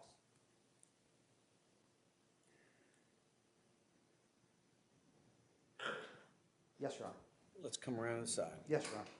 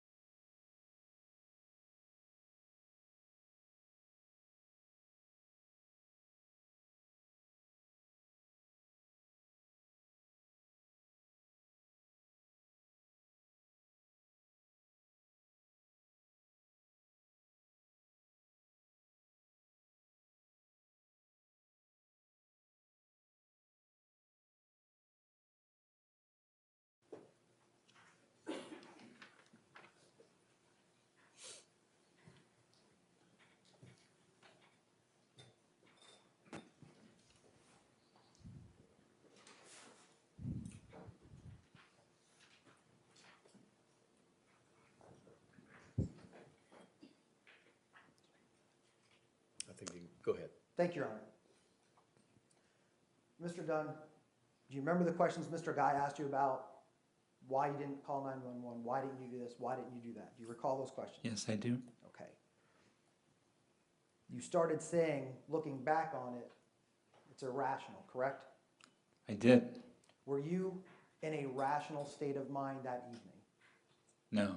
Were you in a rational state of mind when you found out Mr. Davis was dead? No, I was not. Were you in a rational state of mind talking to law enforcement the next day? No, not really. Were you in a rational state of mind when the police charged you with murder? No, I was not.